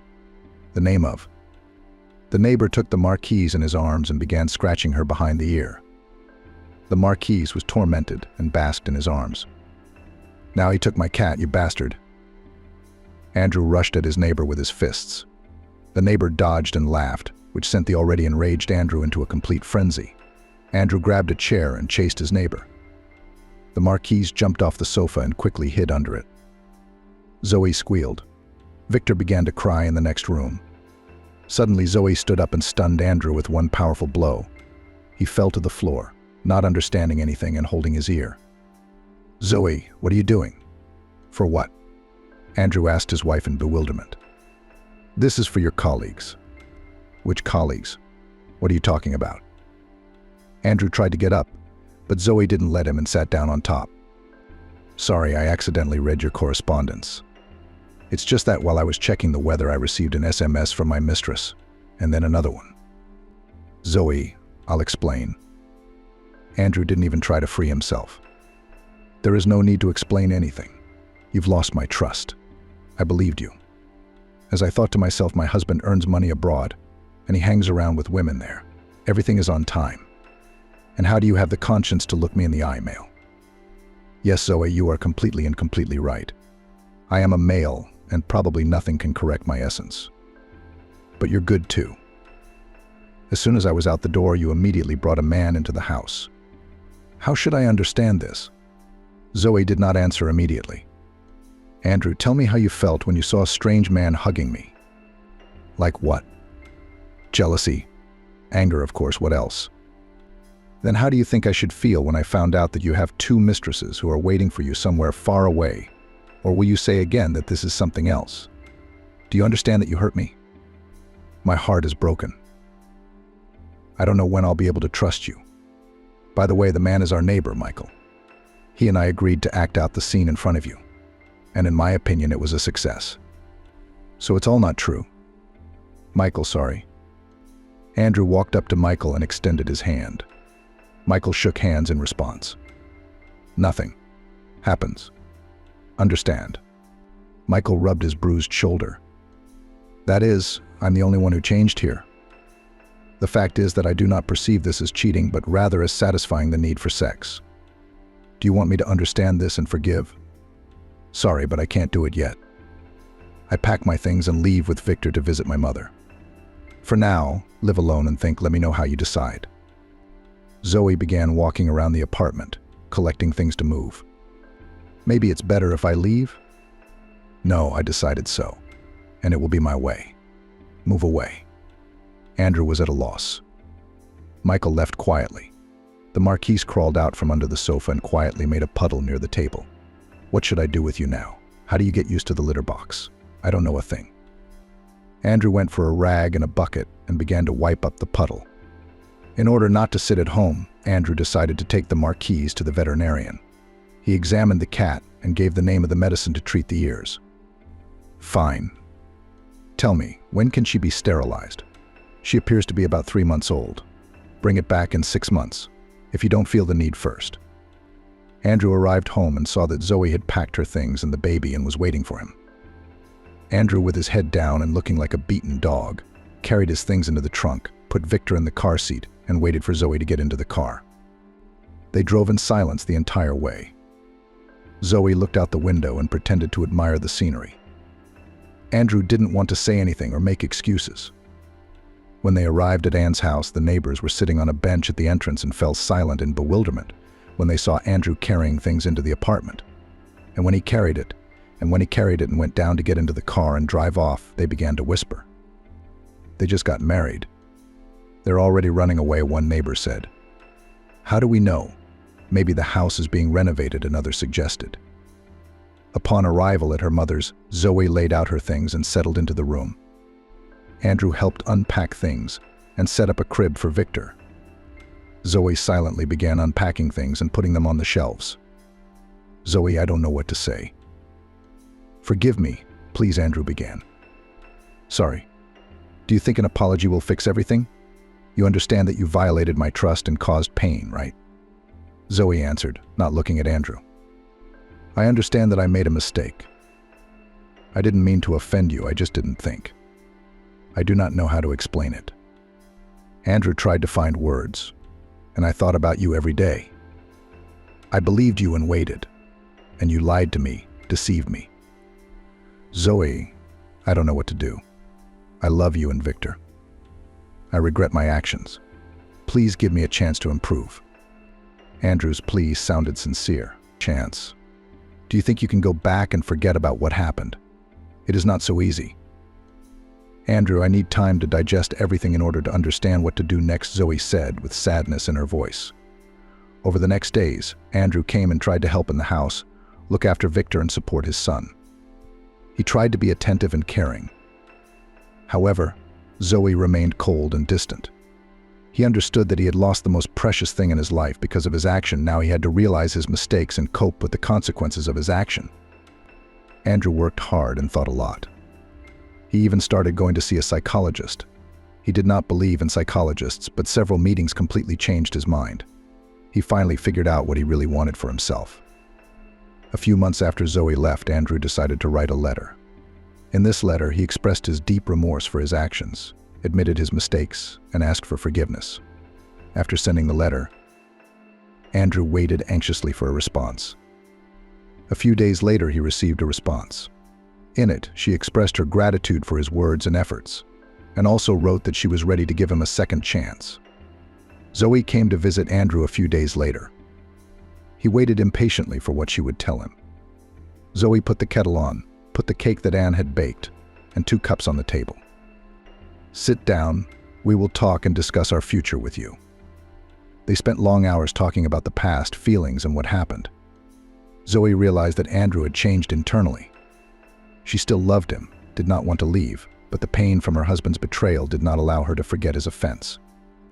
At the end of the meeting, Zoe said to Andrew, I won't forget about the past, but I'm ready to give us a chance to start over with a clean slate, but remember, it will be a job for both of you.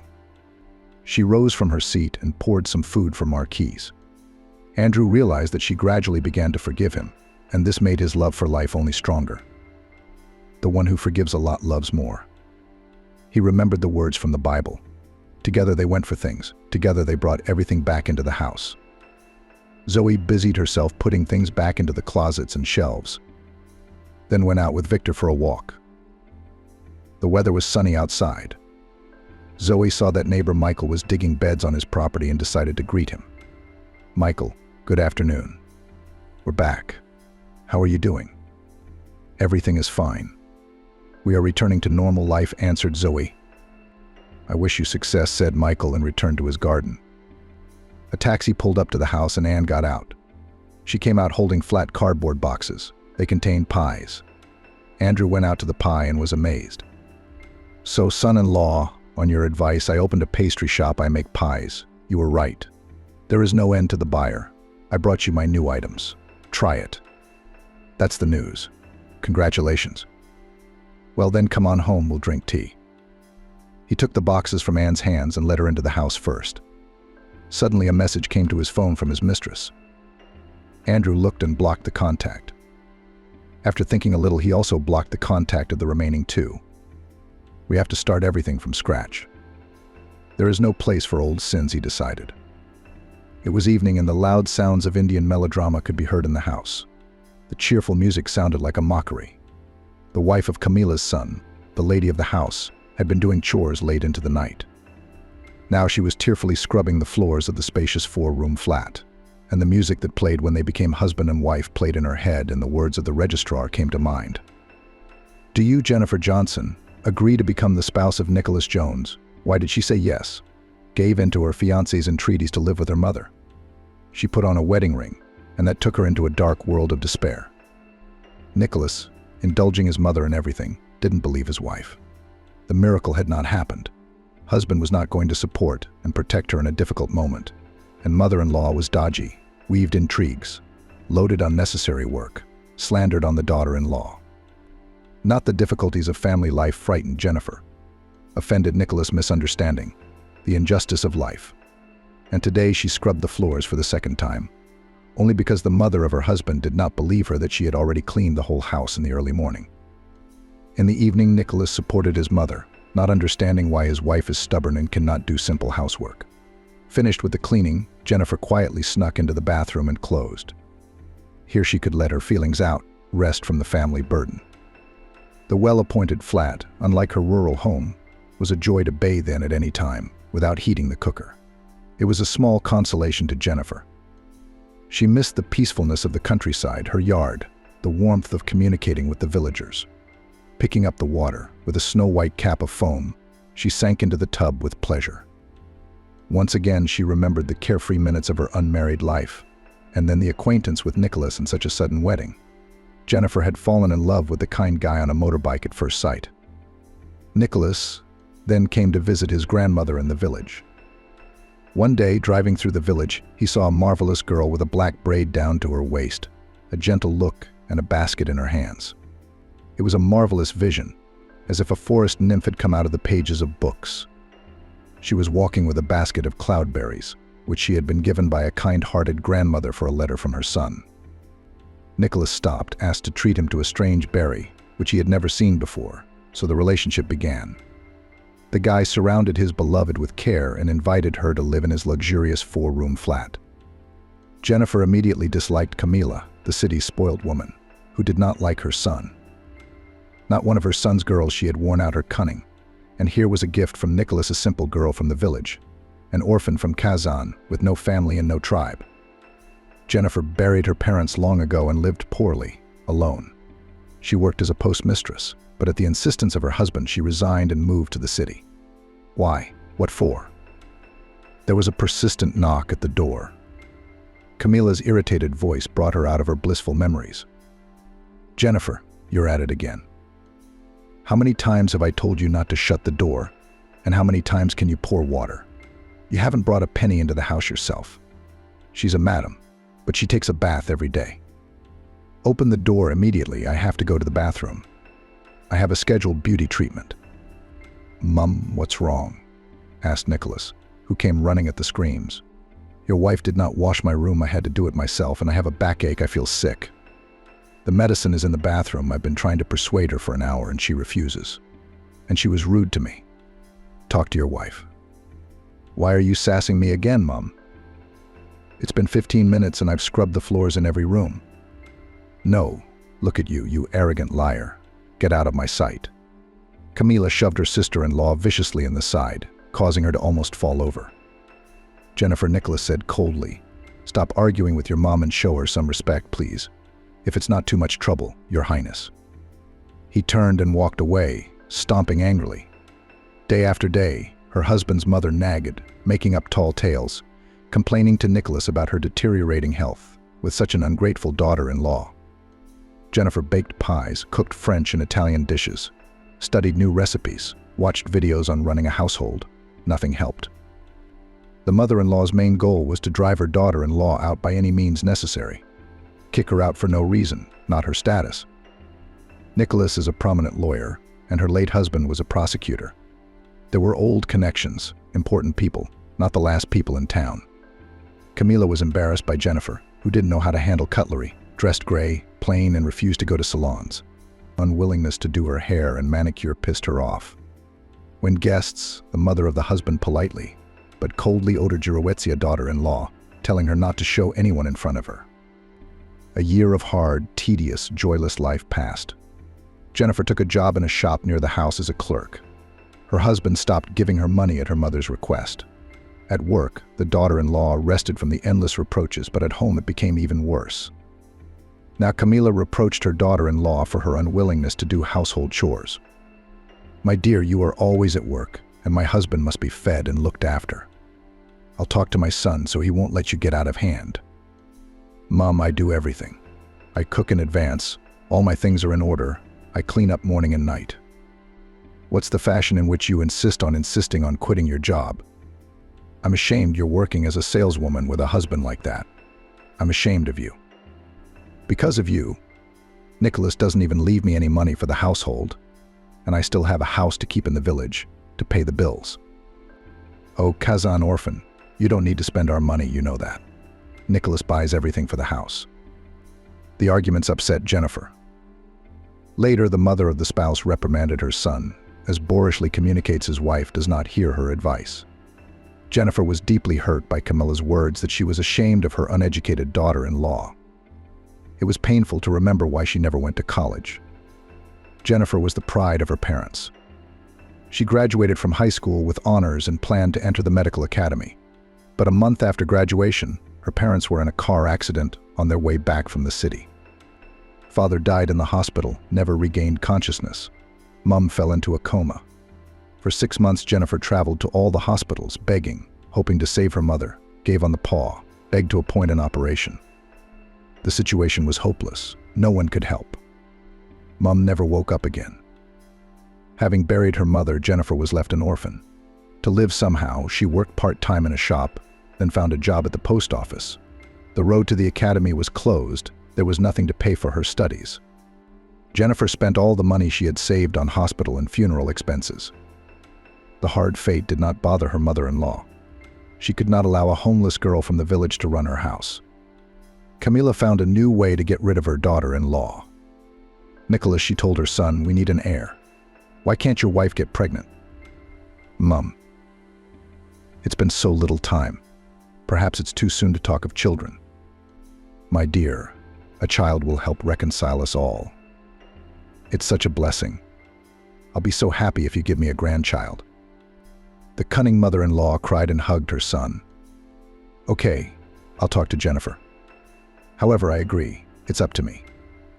In the evening, Nicholas pleased his wife with his desire to have children. He didn't say anything about his mother's request. Camila went to extreme measures, which became known later. Jennifer rejoiced at the possibility of becoming a mom. A child could really soften her husband and her life would be much happier. She had lived with the dream of having a child since her wedding, but it had not been possible to have children. Another 6 months passed. Jennifer cried as she held the test strip in her hands, disappointed again. Fear settled in her soul. Her mother-in-law would scream, her husband would support her mother and slam the door angrily.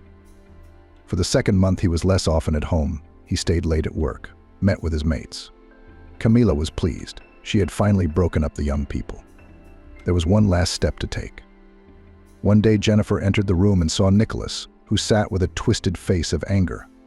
When he saw his wife, he swung round and hit her in the face. "Ungrateful bitch," he shouted and threw a packet of pills at her. "How dare you lie to me and Mum? Explain to me, what are these?" "They're pills, but I've never seen them before." Crying with shaking hands, Jennifer read the instructions. They were birth control pills. The weight of the past months of endless humiliation, of frustration, came over her in an instant.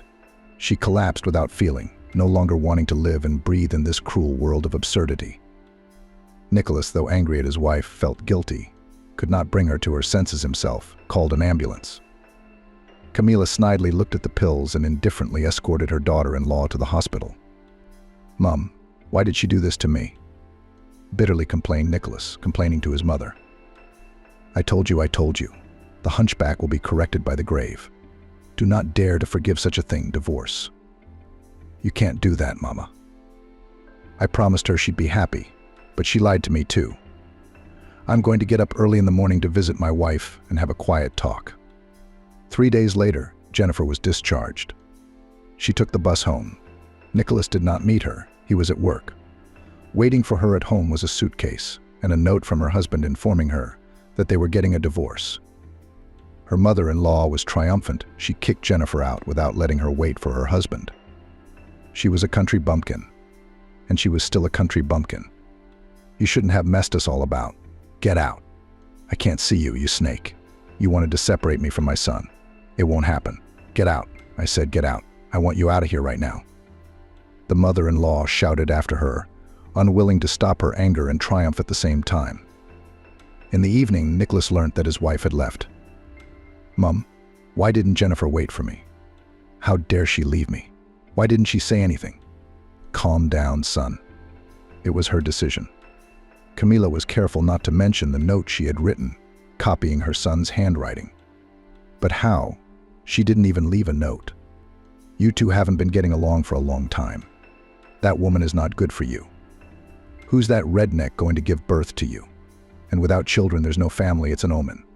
If she did, who would she give birth to?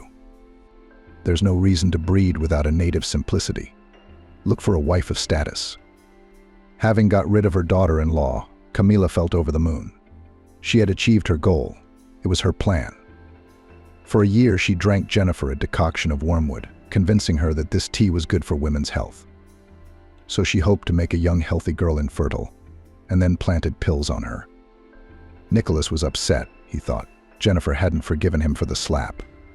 With a longing in his heart, he walked around the room where he smelled her perfume. Sitting down on the bed, he went through the pills. A suspicion crept into his soul. The packets were intact, every single pill in place. Perhaps Jennifer hadn't taken them. He remembered hundreds of moments when his wife had cried and complained about her mother and he hadn't believed it. The load at the opening struck his heart with the pain of irretrievable loss.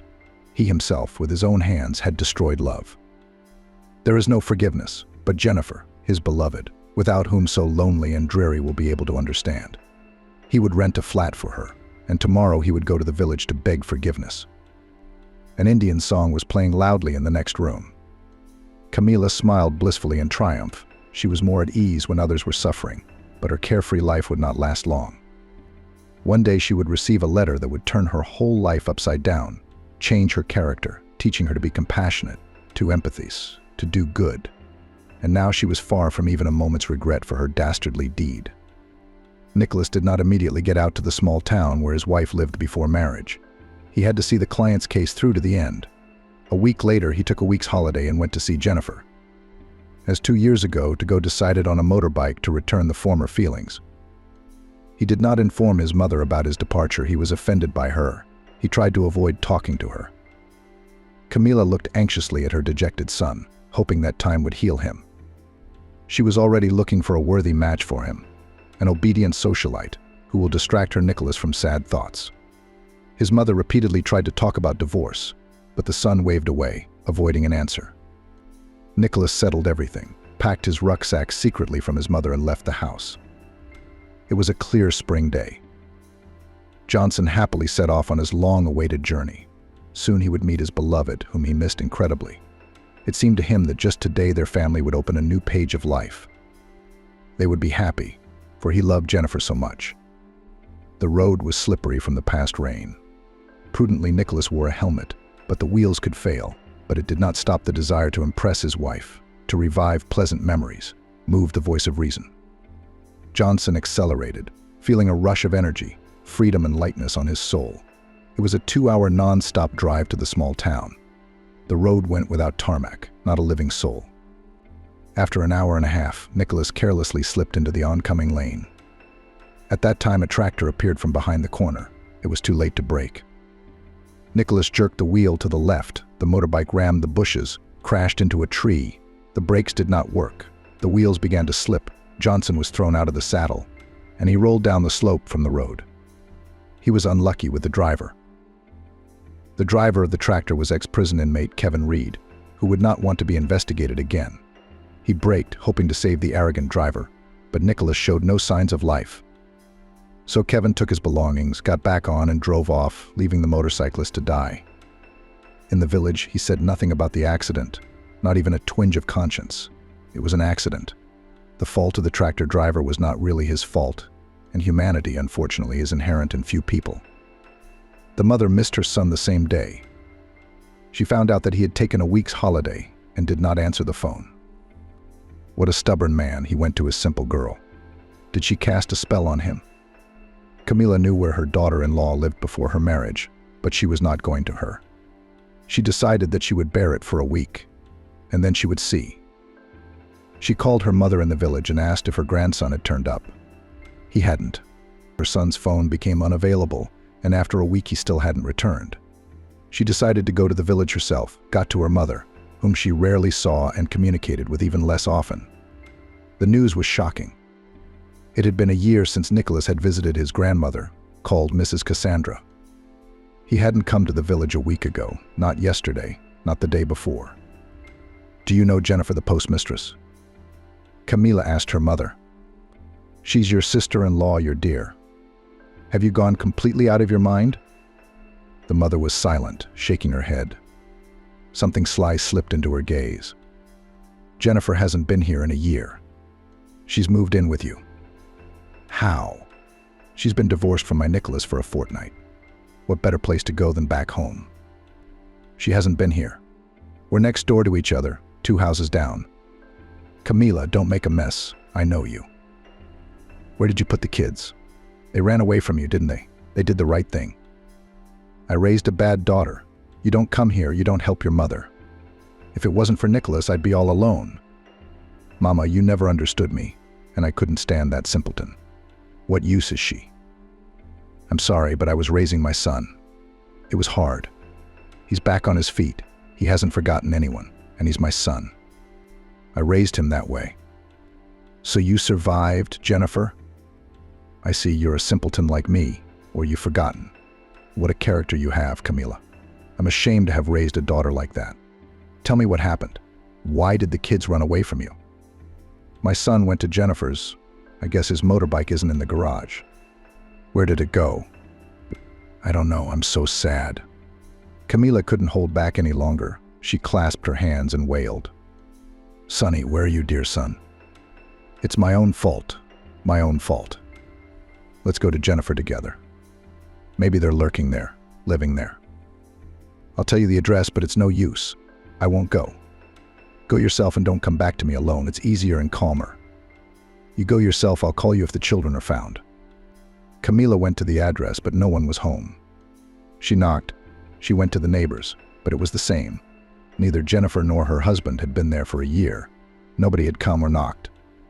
Camila went to the old habit to collect information in the town, in the shop, at the post office, at the club, but Jennifer as in water vanished.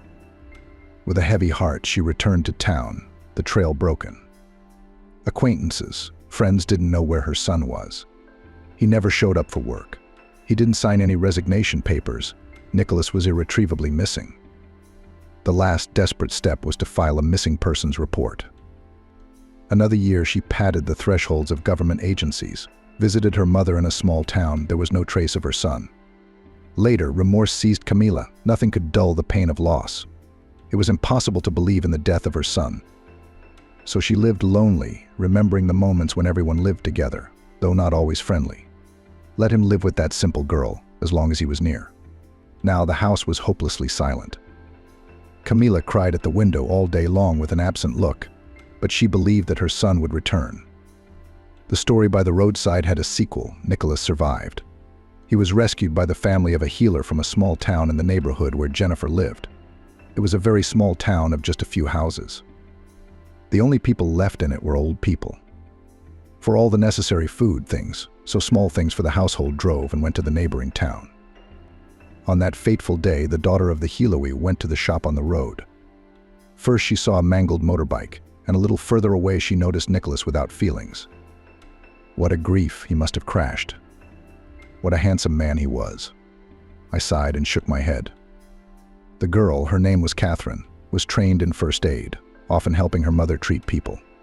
She checked and realized that the boy was alive, but it was not customary for healers to call an ambulance.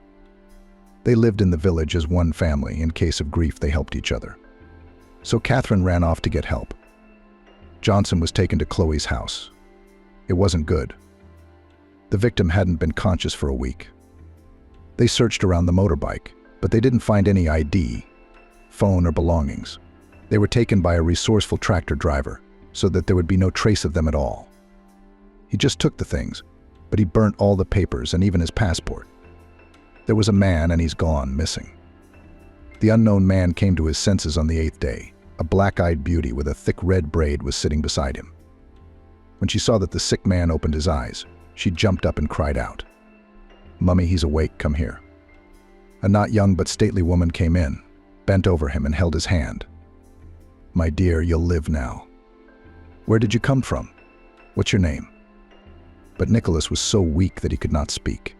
He shook his head, trying to say something, but could not utter a word. "Catherine, go and get him some broth and tea. I guess he can't talk. Maybe he'll write something later." The man thought with horror that he couldn't remember his name. Moreover, who he used to be, who he even was, he doesn't know. He frantically fumbled around, trying to get up, mumbled and fell again without feeling. Later, he was given tinctures. The men brought his motorbike, collected parts from it, and wanted to identify the man by it, but somehow forgot about it. It's no use, they thought. After all, the village had hardly developed. A kind man, we need him. If he doesn't remember his former life, it's his fate. Catherine nursed Nicholas, fell in love with him without memory. He was also charmed by this extraordinary, caring girl of fabulous beauty. Over time, Nicholas began to talk a little, turned out to be skillful at all hands. Quickly learned to build, put a log cabin for his native Catherine, equipped it, and so they lived together. Vague pictures of the past came to mind, but the whole did not add up. With some secret excitement, he looked at the cloudberries, and then everything was eclipsed, did not go further memory. Nicholas was no longer himself. He was given a new name, Norman, the papers of a long dead man, buried and not registered as dead. Norman Carter was born. For a long time he couldn't remember where he came from, who he worked for, or why he was on that road. Camilla Jones was still waiting for her son's return. Her maternal heart told her he was alive. It had been 5 years since his disappearance. Nicholas had been reported missing. The bleak days had been hard. It seemed as if nothing would happen until she died, but one day she received a letter. A very strange message came from Jennifer's address in a small town. There was only one word on a white sheet of paper, Cloudberry. What the hell is this? The mother-in-law shook the envelope, nothing more, shone the leaf on the window a blank. I told you she was a mad fool. The same day I left for the village. The first thing I did was to go to Jennifer's house. She didn't remember her son's story about how he met his wife. This time the door to the house was open and empty inside. She walked through the rooms, as if no one lived there. Dust all around, cobwebs in the corners, the smell of a long uninhabited house. But in the midst of this emptiness, a brand new portrait of a sweet little girl stood on the windowsill. Camilla shuddered and cried, Nicholas's bottomless blue eyes staring back at her. Grabbing the portrait, she read the inscription at the bottom, Cloudberry on the back, Caroline Jones. It couldn't be that. How could it be? For 5 years I've been on my own, with my granddaughter growing up next to me. It was Jennifer, the wicked witch. She's the reason I lost my son and hid my granddaughter. What a bastard. Camilla howled as she looked at the photograph, stroked the face that bore the features of her precious Nicholas, and then sat down and wept. Tears of remorse poured down in streams. It was she herself who had driven the good girl away. She had given her wormwood to keep her from being a mother. But what a cruel fate. Jennifer's daughter was given to her, and everything was taken away from her. It's karma. Jennifer was wrong to do that. It was getting dark. There was no electricity in the house, so this was not where her daughter-in-law lived. Camilla stood up from the floor 5 years older, her heart bleeding. She walked to her mother's house and the door was open, wide open. No one inside, empty and desolate. She had not visited her mother for a year. She had given up hope of finding her son. She had stopped calling. Her mother had died without her. There's no one now. alone in the whole world. "I'm sorry, Mom, I'm sorry. Where are you?" Camila clutched her temples and fell senseless. She woke up in the dark. There was a cold smell from the door. She had to find her granddaughter and Jennifer to find out what was wrong with her mother. There was no electricity in the house. She went into the kitchen. Like when she was a child, the candles were in a drawer. I lit them, put a glass, and sat alone in the semi-darkness on the chair where I sat as a small, carefree, mischievous girl 45 years ago. The glare played on the wall. The silence was incredible. The world froze here in an instant, in no hurry, no sacrifice required. What happened to her soul? The city had taken everything good out of her, made her a cruel and wicked girl. And it's not square meters, water from the tap that you need to stay alive. That's the feeling when you realize you're a real person. Only a small town can reveal the soul. Camila should have been born again, sitting alone on that chair, in the semi-darkness, which her mother had not thrown away because she had waited all her life for her daughter's return. In that moment, she came home with her whole soul. Grief helped her to realize the emptiness of her meaningless life. The clock ticked, as if counting down the time of rebirth. Night fell and business had to be postponed until tomorrow. Camila unraveled the prim bump on her head and braided her hair. She woke with the dawn in the morning, anxiously opened the wardrobe in her former room, going through the dresses she had worn when she was young. This was where she had lived until she got married and met a promising guy studying to be a lawyer.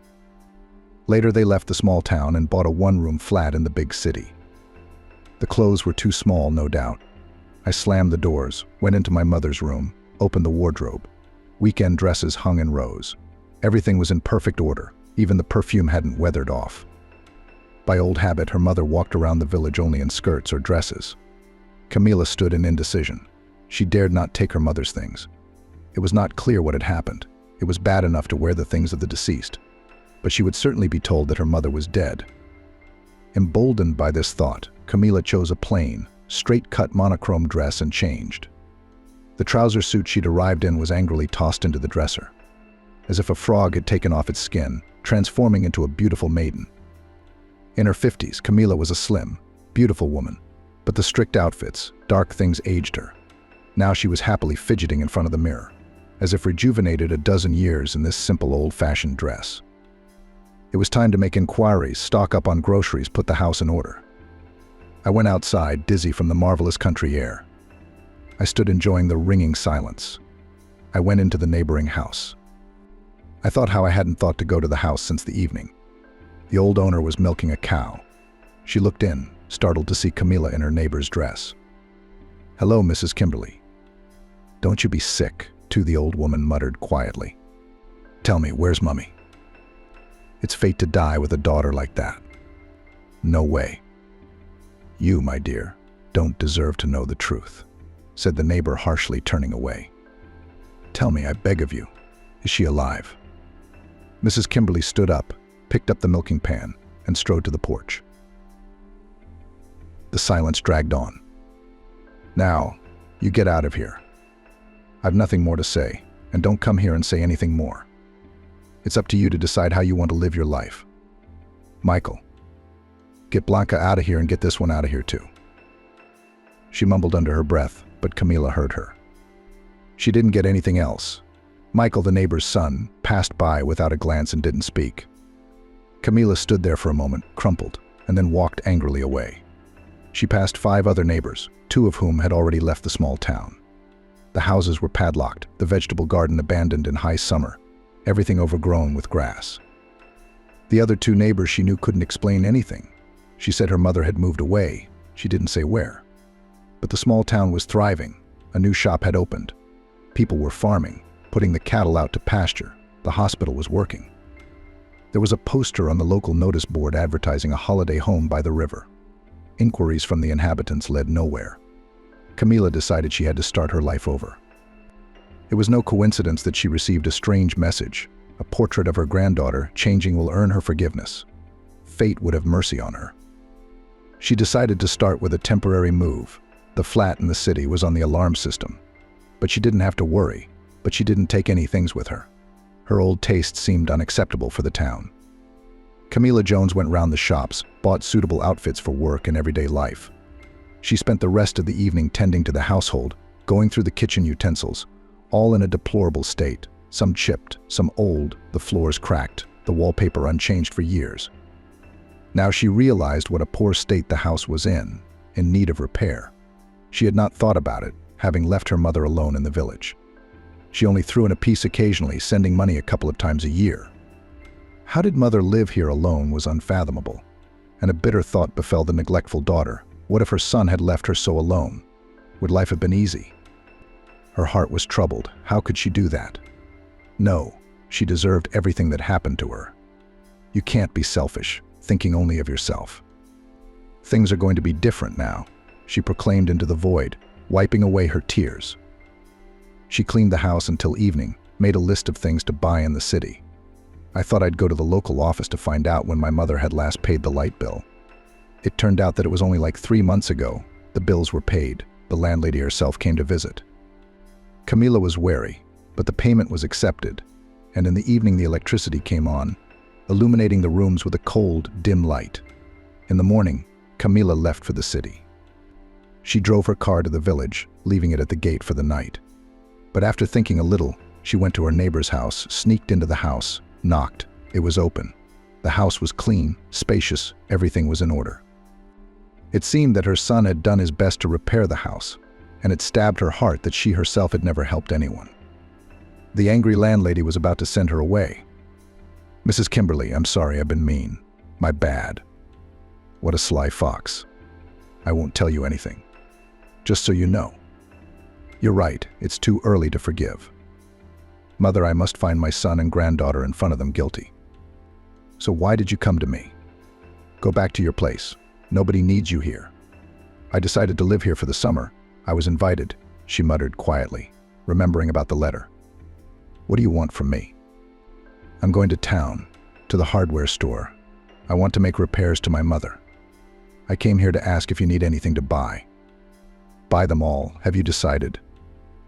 Mrs. Kimberly grinned slyly. "It's out of the goodness of my heart. What can I do for you?" "Oh, my dear, I can't pretend to be angry for long. Come to me, I was babysitting you while your mother was at work." To her amazement, all Mrs. Kimberly's sternness was gone. She hugged Camila, wiping away her tears. "I'll write you a list, and I have to ask my son. He wanted to go into town too. Maybe he'll come with you." Mrs. Kimberly's son was a little older than she was. As children, they were friends and quarrelsome, annoying each other with mischief. At 15, Michael left his mother, going to school to study electrician, and then returned here to find a job, got married, made an extension to the house. We started a household and lived together. How painful it was for her mother to see it. Her daughter got married and never came back. "Hello, Michael." Camila finally found the right words. "Hi, Meanie." Michael smiled, remembering her past offenses. "I'm going to the city. Your mother has made a list. Maybe you should come with me too? You're not going to kill me?" The irony was uncalled for. When she was a child, she asked to drive his motorbike, but she lost control, drove off a bridge into a river. They were rescued, but the motorbike was banned. Michael didn't forgive her and stopped communicating altogether. He'd do little things, like scare me with caterpillars or drop off mice. "Don't worry, I've been driving for over 20 years. When my husband gave me a car for my wedding, I learned right away." "Did you bury your husband?" "My mother told me. Sorry to remind you." "It's all right. Where's your wife?" "She died. She went out on the ice in the spring. She wanted to rinse the laundry. It got sucked in. She was not saved." Michael said quietly and turned away. "I'm sorry, I didn't know. It was a long time ago. Let's go to town. Wait, I'll change." While Michael was getting ready, a girl with a bag over her shoulder ran up to Camila. "Hi, do you live in this house?" "Yes, I'm here to see my mother. Here's a letter to this address. Please sign here." "Thank you, girl. Come and visit if you have time." "I've got to go. Goodbye." Camila Jones turned the envelope round. It had her mother's address on it, but it was addressed to Camila. She opened it anxiously, wondering if someone was trying to teach her a lesson or take revenge. On a white sheet of paper in large letters was the single word "Wormwood." Camila shrieked, dropped the sheet, Jennifer learned that by the evil machinations of her mother-in-law, she could have been left infertile. How could that be? Maybe she peeped on her while she was in the kitchen making her daughter-in-law's herbal tea. "What are you standing there with your mouth open?" Michael asked, approaching. Seeing the leaf, he picked it up, reading the strange message with amazement. "What is this nonsense? Did you get a letter?"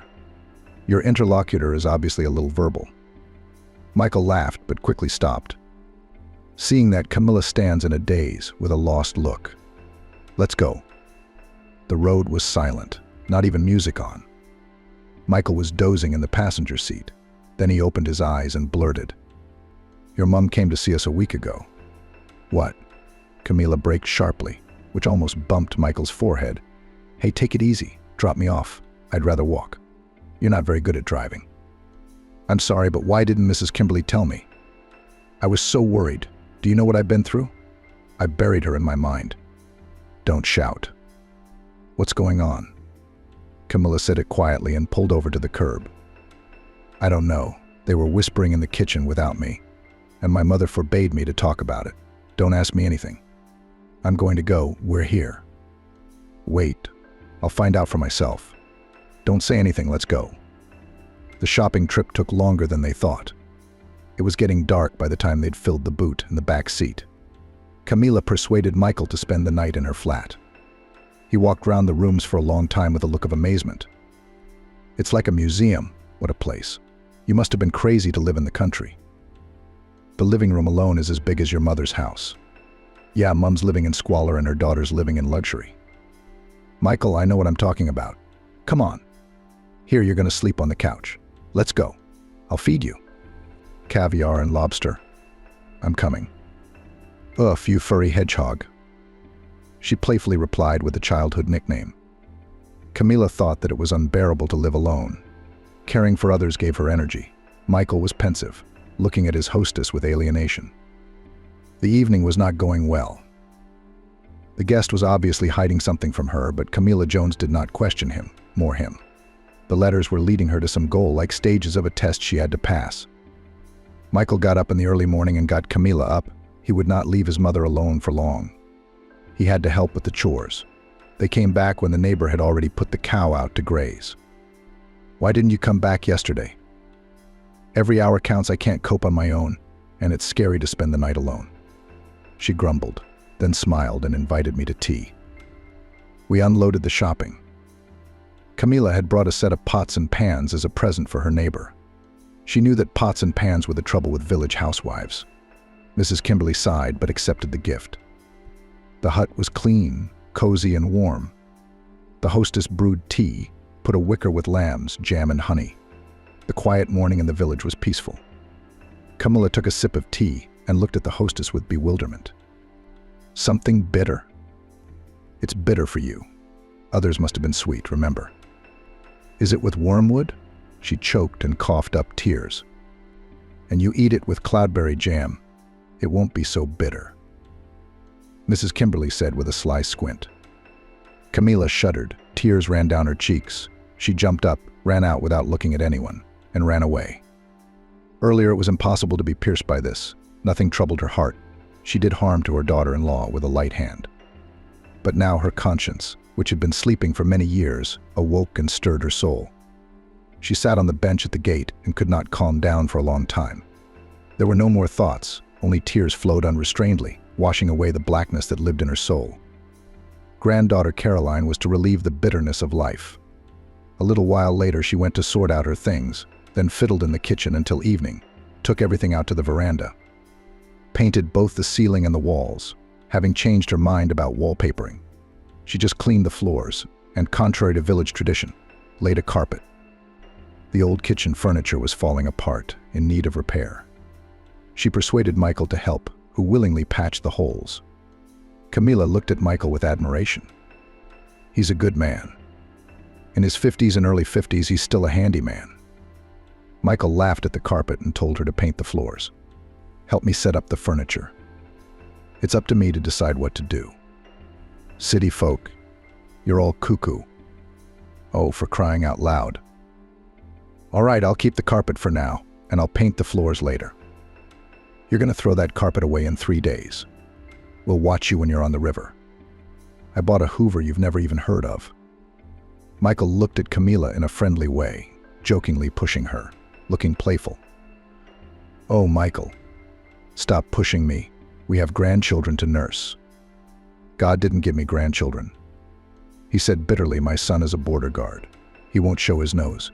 It's been 10 years since we've seen each other. Son, I don't know anything about you. I don't know about anyone. I only cared about myself. After my mother died, he cut off all contact with us. He left like a ghost. He writes letters once a year. He settled down all by himself. He got a flat far away from us, but he didn't have a family. In an outburst of pity, Camilla hugged Michael, and he suddenly responded, embraced her and kissed her on the lips. Camilla was taken aback. Have you eaten too much white wine in your old age? You know nothing. And I was in love with you as a child, and you city crazy first attacked me. Me? I don't need any more help from you. I'll see you around. Michael turned and walked away. He muttered to himself. That's right. You're the one who's trying to teach me a lesson. My what? Wait, spit it out. You can't talk. Michael walked over to Camilla, kissed her again, and left quickly. Camilla Jones stood in a daze for a minute, then sat down to drink tea in the newly transformed kitchen, the surroundings sparkling clean. Michael had hung the chandelier she'd looked out for in the house, the pendulum clock on the wall, adding to the coziness. Only the old furniture spoilt the overall impression. So the furniture was worth updating. You could order yourself new sofas, a lounge, an armchair, a bed for Mum. How easy were these things to do now? Why hadn't she thought of Mum's comfort before? For a week, Camilla made repairs, ordered furniture, while waiting for delivery, painted ceilings and walls. For more than 10 years, she had been sitting on the sofa with soap operas, and now she was working, impressing the neighbors with unprecedented vigor for a mature woman. In the evenings, her back and arms ached, but Camilla did not complain. She was patient, glad that God had given her the strength for such an important work. During that week, Michael visited her more than once, helping with the repair of wardrobes, rearranging furniture. Camilla got used to him. Communication became warm. More and more often he sat up late, remembered the past, made plans. Michael refused to talk about her mother. At parting, he hugged her like his own, but he did not allow any liberties, kissing her innocently on the cheek. On the 8th day, the renovation was finished. The old kitchen sets were dismantled for firewood. For her mother, she had chosen a color that was not stained, a pleasant shade of gray that gave the kitchen a new glow. With new furniture and fluffy carpets, the house began to play with magical colors. Having put all her energies into renovating the house, Camilla exhausted her energy, fell asleep on the new sofa, and woke up to a knock at the door. The postmistress came. The game was dragging on. The relatives sent a parcel. She opened it anxiously. This time there was no message, just 2 jars with some contents. I opened them carefully and tasted. Wormwood and cloudberry are the same thing. It's a vicious circle. I chose the right path a long time ago. I renovated my mother's house. I realized what I'd done to my family. I lost my son. Tell me, haven't I suffered enough? Is it too soon to forgive me? It's too soon. You don't understand. You didn't lock the door, did you? They'll steal my beauty. You scared me. Camilla shuddered. The door. What nonsense. What didn't I realize? You have to close the door. That's not what I meant. You just said that. I didn't say anything else. Are you all kidding me? No one. You're the one who did all the renovations. You don't want to talk about it. Go on. Don't make a mess. I just came by to help us with the housework. My mom asked me to. All right, I'll be back in an hour. Michael staggered a bit and went out. Camilla cooked breakfast in her head, solving the problem she'd been given. If Jennifer knows of her intrigues, then Camilla must go through it too. First to feel the bitterness of life, and then there will be hope in the distance and Hope and Cloudberry, her granddaughter. Camilla twirled the jar of wormwood infusion, thought, and drank it down. She choked, drank water, and collapsed. By evening, Michael found Camilla lying in the kitchen, sound asleep. There was no way to wake her up. He brought her to the hall, put her on the sofa, She looked charming in her sleep. He decided to stay close to her, to wait for her to wake up, so he locked the door. He walked to the kitchen. His eye caught a jar with some kind of potion on the bottom. He smelled something familiar, remembered the inscription in the letter he'd received recently, wormwood, and thought that Camila's mother had overdone the punishment, but he wouldn't interfere. Let things take their course. They say that Camila herself has been scheming against her daughter-in-law for a year and a half, playing her with her fate and her relationship with her son. He switched off the light and lay down on the bed in the bedroom. Fell asleep quickly, in a sound, farmer's healthy sleep. Camila woke up when it was dark outside the window, surprised that she had no memory of the previous day at all. She opened her eyes and squealed in horror. A dark silhouette stood on her doorstep. She ran to the bedroom, closed the door, sighed, looked at the bed, the scream stuck in her throat. In the semi-darkness, she could see Jennifer sitting with her legs overhung, threatening her with her finger, whispering that she had ruined her unborn children. Jennifer. Jennifer, I'm sorry, for God's sake, it's all my fault, don't hold it against me. An ominous silence was her answer. When Camila looked up in fear, she saw that there was no Jennifer, but a man sleeping on the bed. She jumped up, her temples pounding, her head spinning. She listened, silence, only sniffling. Camila looked out into the living room. No one was there. Switching on the bedroom light, she breathed a sigh of relief. Michael, you scared me. But he was sleeping soundly as a baby, not waking up from his screams. Camila switched off the light and went into the kitchen. There was someone standing at the doorstep. A dark silhouette walked quickly towards Camila. Dazed with horror, she skidded back into the bedroom. But there stood the mother, with an angry expression on her face, moved her whole body, approached, threatened with a finger. Why have you ruined the children, you foolish daughter? She spoiled everyone's life, she herself is in silk. But she didn't think about her mother. Mummy, don't. I'm sorry, don't swear, I'll fix everything. Everything will be different. Her mother had almost reached her and stretched out her hands. Then Michael woke up. He saw Camila, who looked into the void and whispered in madness a plea for forgiveness. Camila, what are you doing? Camila finally saw that there was no one in the room but Michael. His shout made her eyes clearer, but the fear remained. There's someone in the corridor. Why did you drink wormwood last night? You can't have visions. Wormwood doesn't give you visions. Something's been spiked, that's what it is. And you can have the second jar. Camila flinched. Jennifer was talking to her. Cloudberries. Eat some cloudberries. Oh my God, it was Jennifer again. My head hurts. It's impossible. Let's go to Mum. She'll tell you what to do. Take the jar. Camila obediently got ready. She could still hear someone else's footsteps in the house. Shadows seemed to lurk in the corners. She fumbled, grabbing Michael by the arm. Has your mother let you go yet? Just out of sleep, I think.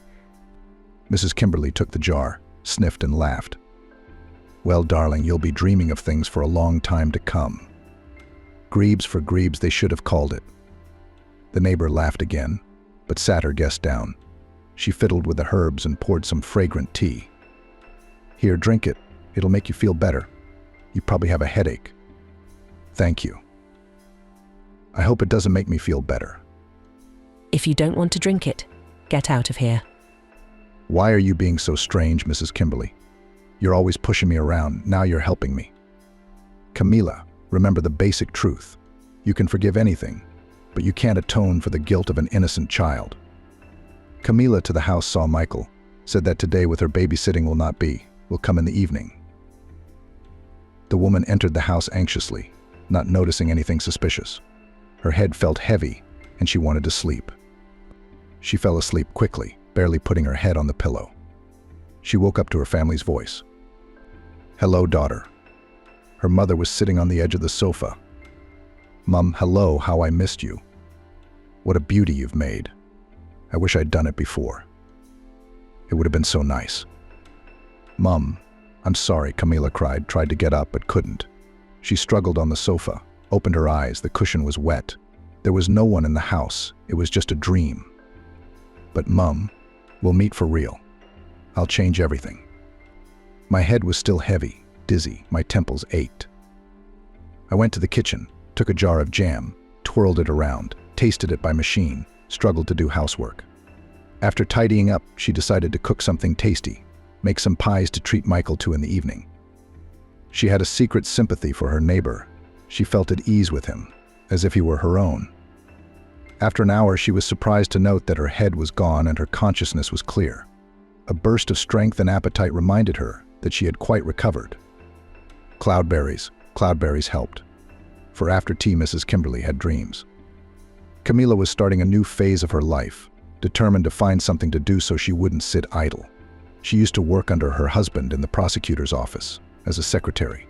Together with Nicholas's father, they had made a fortune and become respected people in the city. But now Camila realized that no luxury could replace family.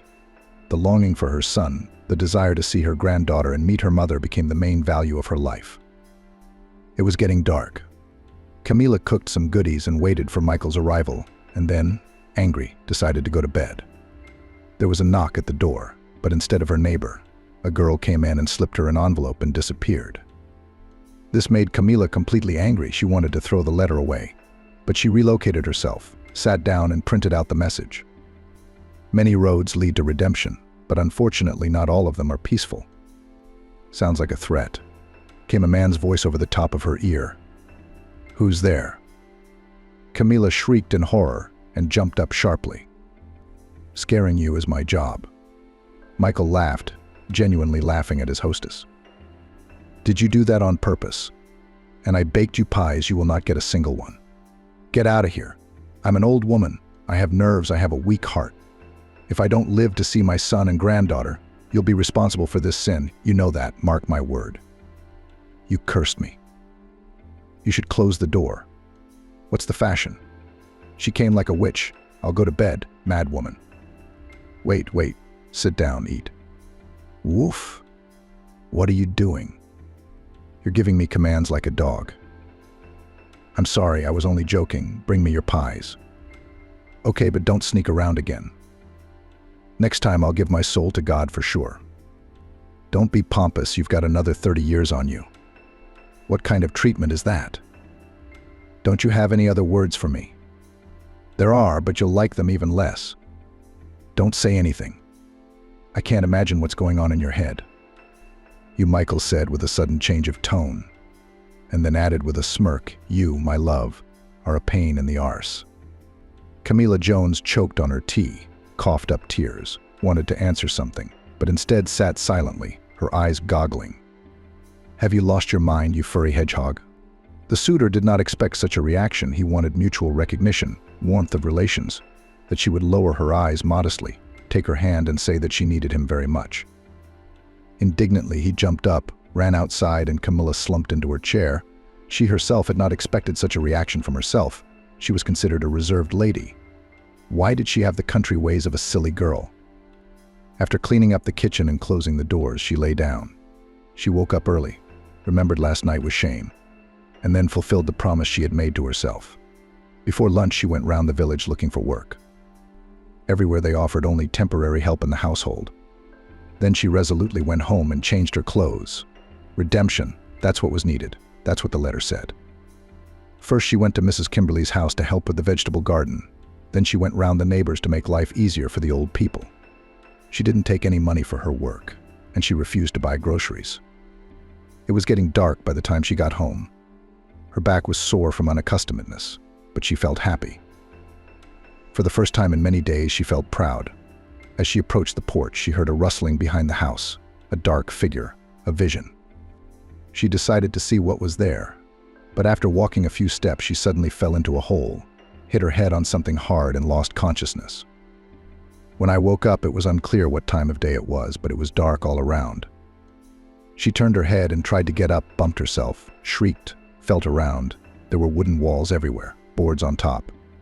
She was trapped in some kind of box. A cold, sickening sense of dread filled her. The hopelessness of it scared her deathly. Help me. Help me. Help. Camila screamed and thrashed hysterically. It seemed to her that an infinite amount of time had passed. Her body felt stiff, her head ached, but she took a full breath and calmed down. She remembered the words from the letter, not all roads to redemption are peaceful. It was too much, too much. You can't torture a person like that, you can't. Camila screamed and cried as she climbed to the top. Then she noticed that the lid was sliding. She pressed her hands and head against it, opened it with effort, was blinded by daylight, squeezed her eyes shut, then stood up. Her heart hammered and nearly stopped with terror. She was standing in a grave, in a coffin. It was a cemetery. From the last strength on weakening legs, she began to get out of the grave. At that time, the drunken watchman came running to her screams. When he saw someone climbing out of the grave, he almost had a stroke, but he ran up and managed to push Camila out of the grave. Ugh, damned zombie, sit with your ugly face, where your relatives put you. Despair seized the unhappy woman, but she guessed to talk calmly. Granddaddy and Granddaddy, be careful. She called out to the watchman. Oh, it's the evil one. Lord, forgive me. I've sinned. I repent. I swear I'll never drink again. Grandfather, I'm alive. I fell down. I was visiting my family, and here is an open grave. Grandfather, please help me, pitifully pleaded Camila. A cunning zombie, pretending to be a human. He looked into the grave, saw Camila there, in her black work clothes, with her tangled hair loose. Help me, you idiot, you stupid bloody fool. Get me out of here at once. She whispered in helplessness, as if hissing at her grandfather. Holy Mother of God, what a disgrace. The watchman ran away frightened, not stopping to cross himself. Well, and go, you heartless man, go yourself. On the third attempt, Camila got out. The cemetery was deserted. Beyond it, a field, a path led somewhere, but where the village was, it was difficult to understand. The roads to redemption are far from peaceful. How did I even get here? How could anyone do this to a living person? I sat down by the roadside, braiding my hair, which seemed deliberately unraveled and tangled. In the ominous silence of the cemetery, thoughts of life and death came to mind. This is the end of everyone's life. How much in us is empty, unnecessary, contrived? The end of one in the grave, damp earth. As long as you're alive, you should not only think about yourself. I wasn't crying, it's just dumbness. There's a path ahead. Does it lead to a new life? I have to go through it. Maybe this is the road that's not peaceful. Mummy, tell me, are you playing games with me? How could you do such a thing? Camila knew the answer. She had forgotten the way to her mother. It was time to go back. That's where the soul would be born again. She mentally forgave for everything. This redemption was important. She would overcome any difficulties and beg for forgiveness. The path led to the road. Only no one passed by. In about 15 minutes, Camila was exhausted. She was thirsty and her legs ached. She sat down on the side of the road and decided to wait for a car. A tractor appeared, and by some fateful coincidence, Kevin was behind the wheel, and he agreed to give her a lift to the village for a small fee. Camila breathed a sigh of relief, then noticed a familiar rucksack at her feet, leaned over and twirled it, horrified to see the secret embroidery on the strap, which she herself had customized for her son, Nick Johnson. Stop this right now. Tell me where you got that from. I found this rucksack on the side of the road. It was a long time ago. I don't remember when. Tell me the truth. Camila went after the driver, slapped him. Kevin didn't stand for it, got out and threw the woman out of the tractor and drove off. Camila Jones made her way to the village in tears. She was determined to find out for sure. There was a glimmer of hope of finding her son. His rucksack is here, so Nicholas has arrived. He and Jennifer are not far away. They're making fun of her. When she reached home, she locked herself in the dark and fell into a heavy sleep. Michael came to her more than once, but could not get through. Camila woke up for the first time late in the afternoon, heated water, washed herself properly, and ate with appetite. Life was coming back to her. The apathy of the last few days had subsided. She got dressed up and took her documents, deciding to go to the neighborhood policeman.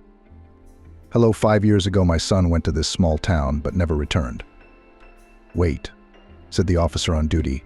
I'll call a neighborhood policeman to you, and you'll make a statement with him. The woman waited for an hour. Then she was invited into the office. Hello, Richard Gray, the district police officer. What do you want to see us about? Camila Jones gave a detailed account of the events of the last 5 years. She described yesterday's incident in detail. She was asked to write a statement, promising to sort out the rucksack. Called in the evening, told to report to the station, refused to search.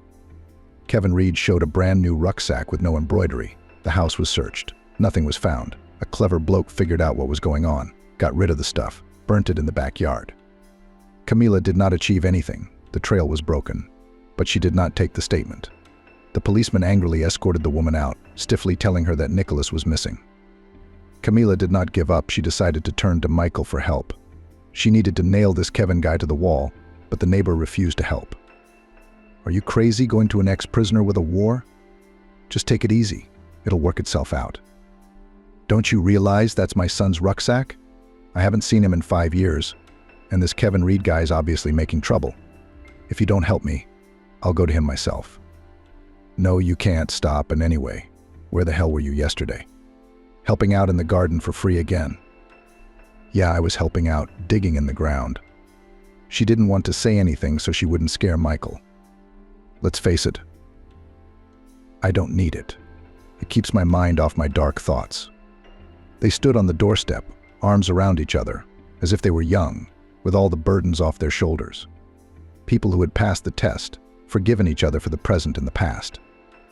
Mrs. Kimberly was calm, but only told him to help with the household chores as before. The new message arrived 2 days after the cemetery. Camila was already expecting it and opened it without excitement. It was a postcard with an invitation to visit the holiday home by the river. Michael took the news calmly. Mrs. Kimberly sighed mysteriously, smiled imperceptibly. They both knew the landlady of this inn. Camila had one last test ahead of her. Michael refused to go with her no matter how much she begged him. He remained adamant. Camila hastily packed, took the invitation card and set off on her journey. The journey was not long, about an hour. The good road changed to a road without tarmac, and it became more difficult to drive. Every now and then the car bounced. Finally, a holiday home appeared in the distance, occupying an impressive space. Several hunting lodges and a 2-story building were located along the river.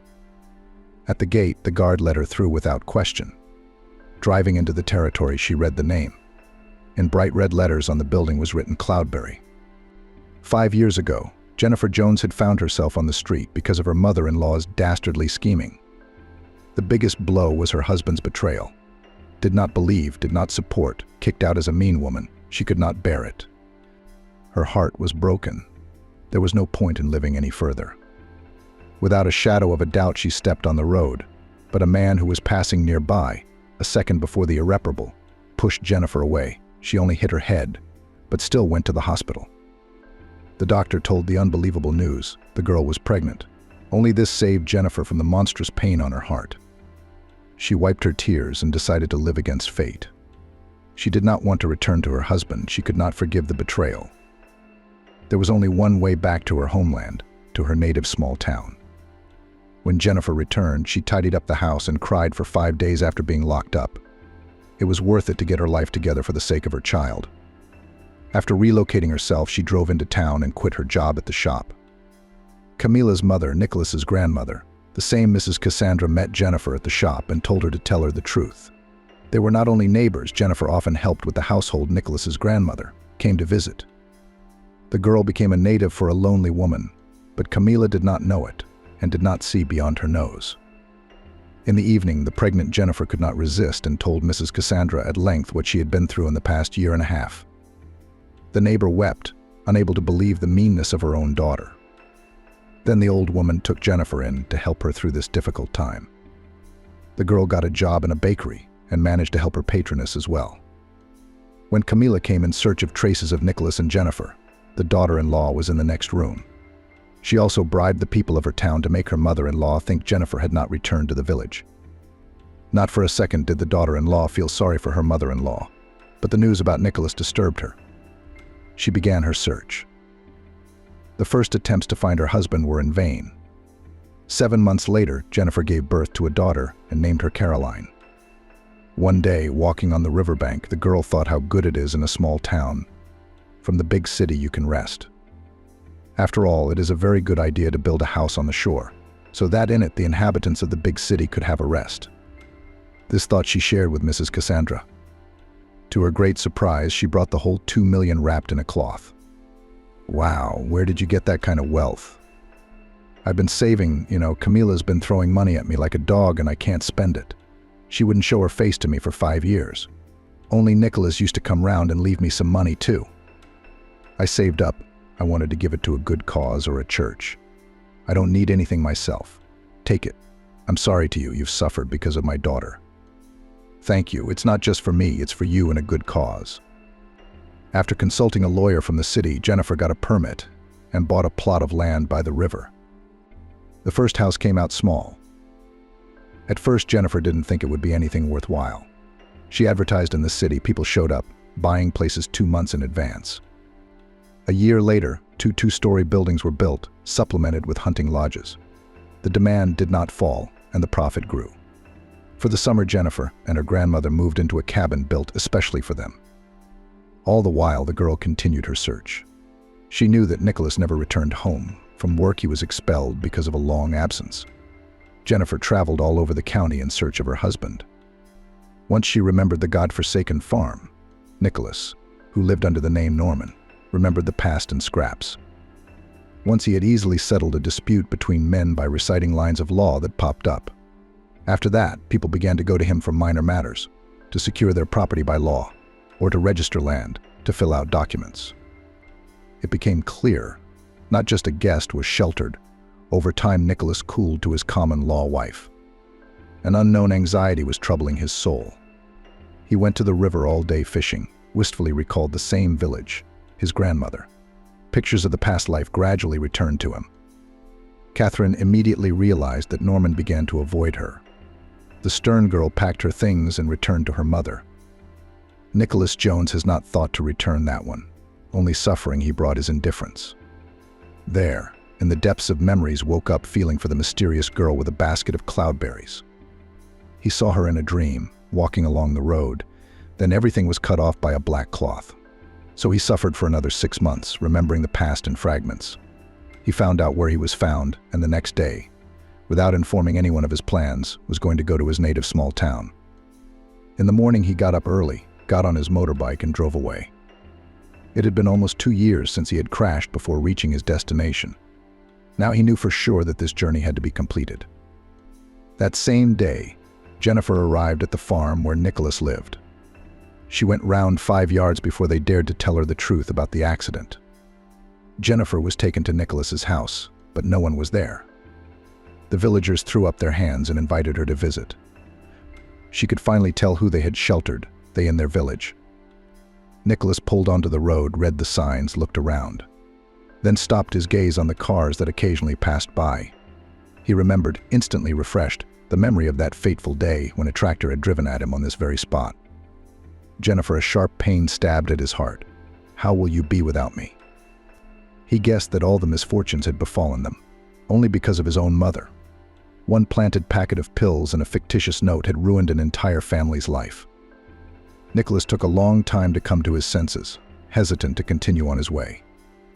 He walked between the trees, horrified by the abyss in which he had lived for the last 2 years, as if he had come out of a coma. Finally, he decided to go to his grandmother to comfort her. It seemed to him that an eternity had passed. When he reached his grandmother's doorstep, he ran into the veranda. Towards him, hearing the motorcycle, ran out Mrs. Cassandroy. Both were crying and laughing. "Nicholas, you're alive," I felt, "my darling. That you were coming back, that you were alive. Let me look at you. You've grown up. Grandma, you're still the same. Don't cry. It's all right. Everything will be different now. How could you torture us like that for 2 years? Didn't your heart tell you? Didn't you feel sorry for your family? I just remembered you today, Grandma.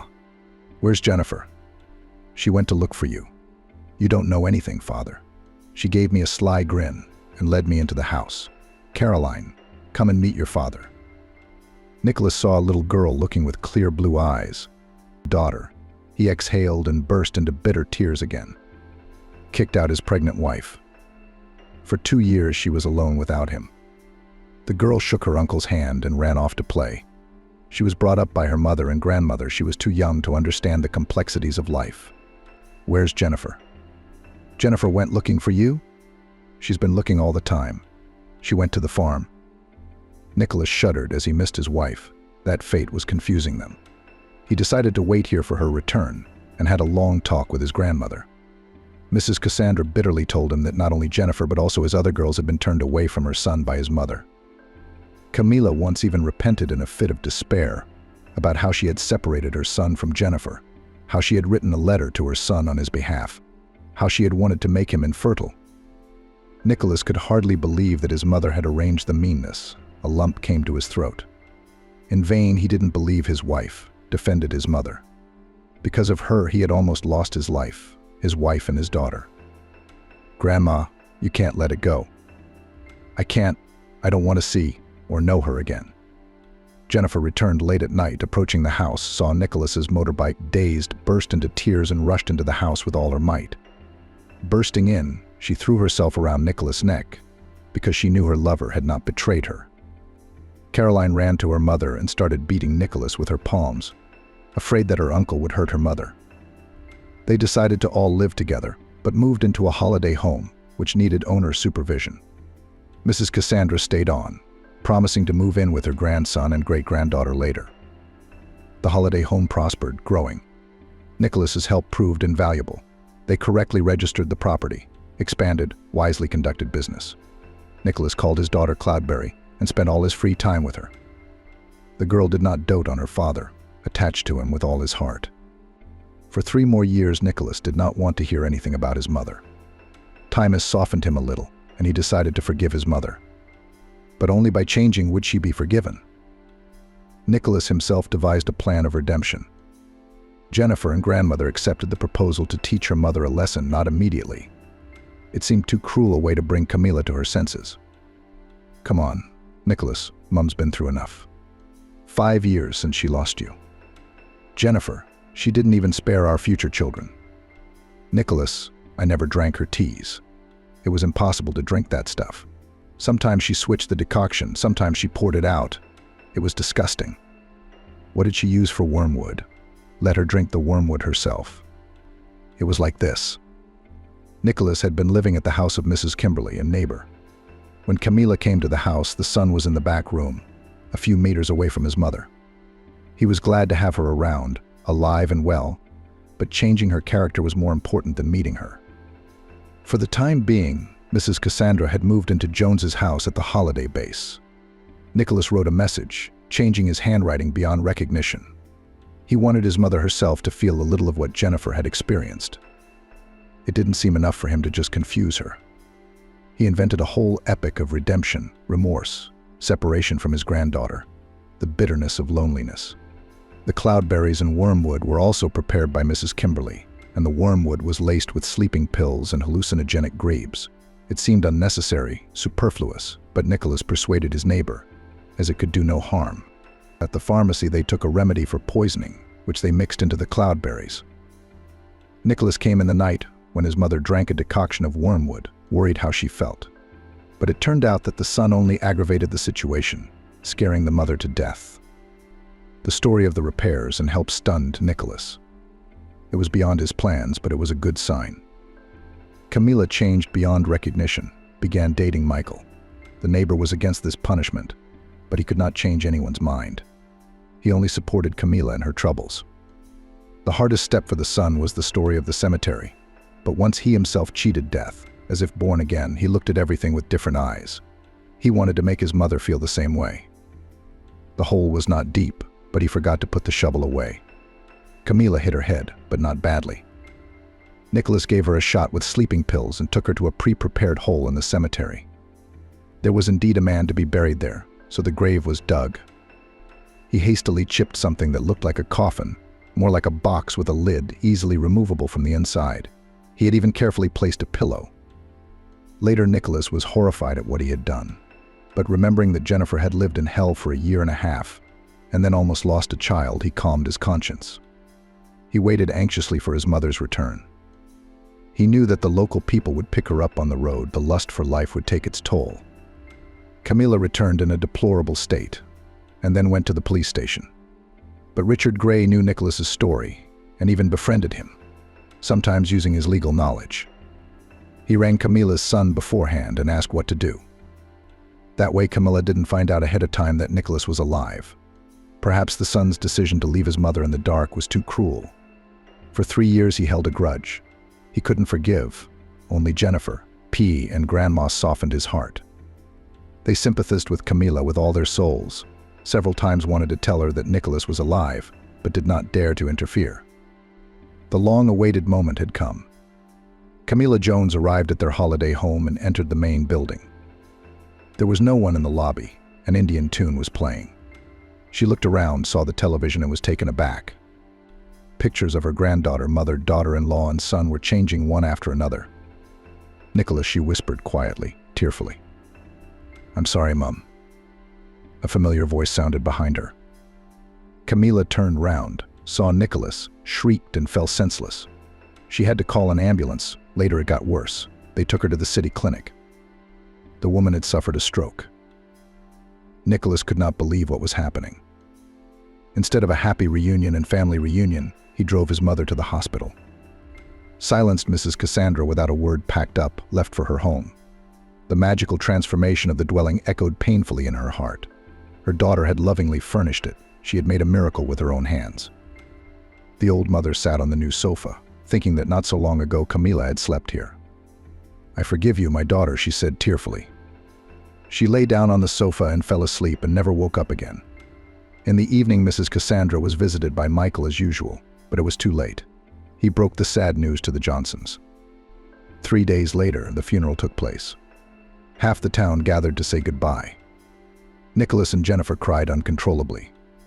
Cloudberry screamed loudly, unable to understand why her beloved grandmother had been buried in the ground. Camila was discharged a week later. Still recovering from the blow, she tried to speak, but nothing came out. She could hardly move, mumbled and cried. For the first time, the family lived at Mrs. Cassandra's house. Nicholas nursed his mother, gave her massages, made her do exercises, and in the evenings got on his motorbike and went somewhere. He couldn't forgive himself for the anger he harbored towards his mother. Whatever she was still his own. He himself is just as bad a person. He himself must go on a journey of redemption. His mother's illness, his grandmother's death, and the weight of guilt heaped on his shoulders. Michael came to Camila, took her in his arms, put her in the pram he had bought for her, and they walked together along the river. After 2 months, Camila began to speak and walk on her own. "Michael, I want to go home." Where to? "And to the city." "And your son, your granddaughter? Are you coming with me?" "How can I leave my mum?" "You'll visit her. We'll get her a helper." Michael was really attached to Camille. After some thought, he agreed. The next day, while Nicholas and Jennifer were at work, they left for the city. Nicholas was informed of the move by Mrs. Kimberly, shook her head sternly, and from then on stopped all communication with him. 10 years passed. The young, beautiful Cloudberry, who was now called Caroline, graduated from high school and entered teacher training college. Over time, Camila thawed out, recovered. In the city, she took rehabilitation courses at the best clinic. For the summer, she and Michael moved to the countryside, visiting Nicholas. Mrs. Kimberly lived in the city for 5 years next to her son. She passed away quietly, with God's blessing, buried next to Mrs. Cassandra. They were neighbors as well as they ever were. The family council decided that Caroline would now live in town like a queen. They entrusted her with the ancestral flat.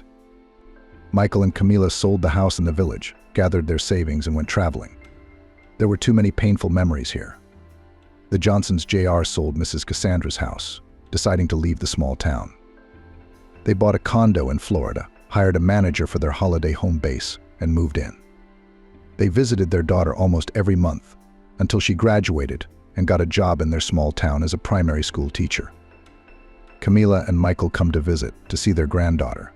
They traveled all over the United States and then went to live by the sea. Over time, the holiday home passed to Caroline, who remains faithful to the land where she was born. Every summer she comes to the cemetery with a basket of cloudberries to visit her grandmother.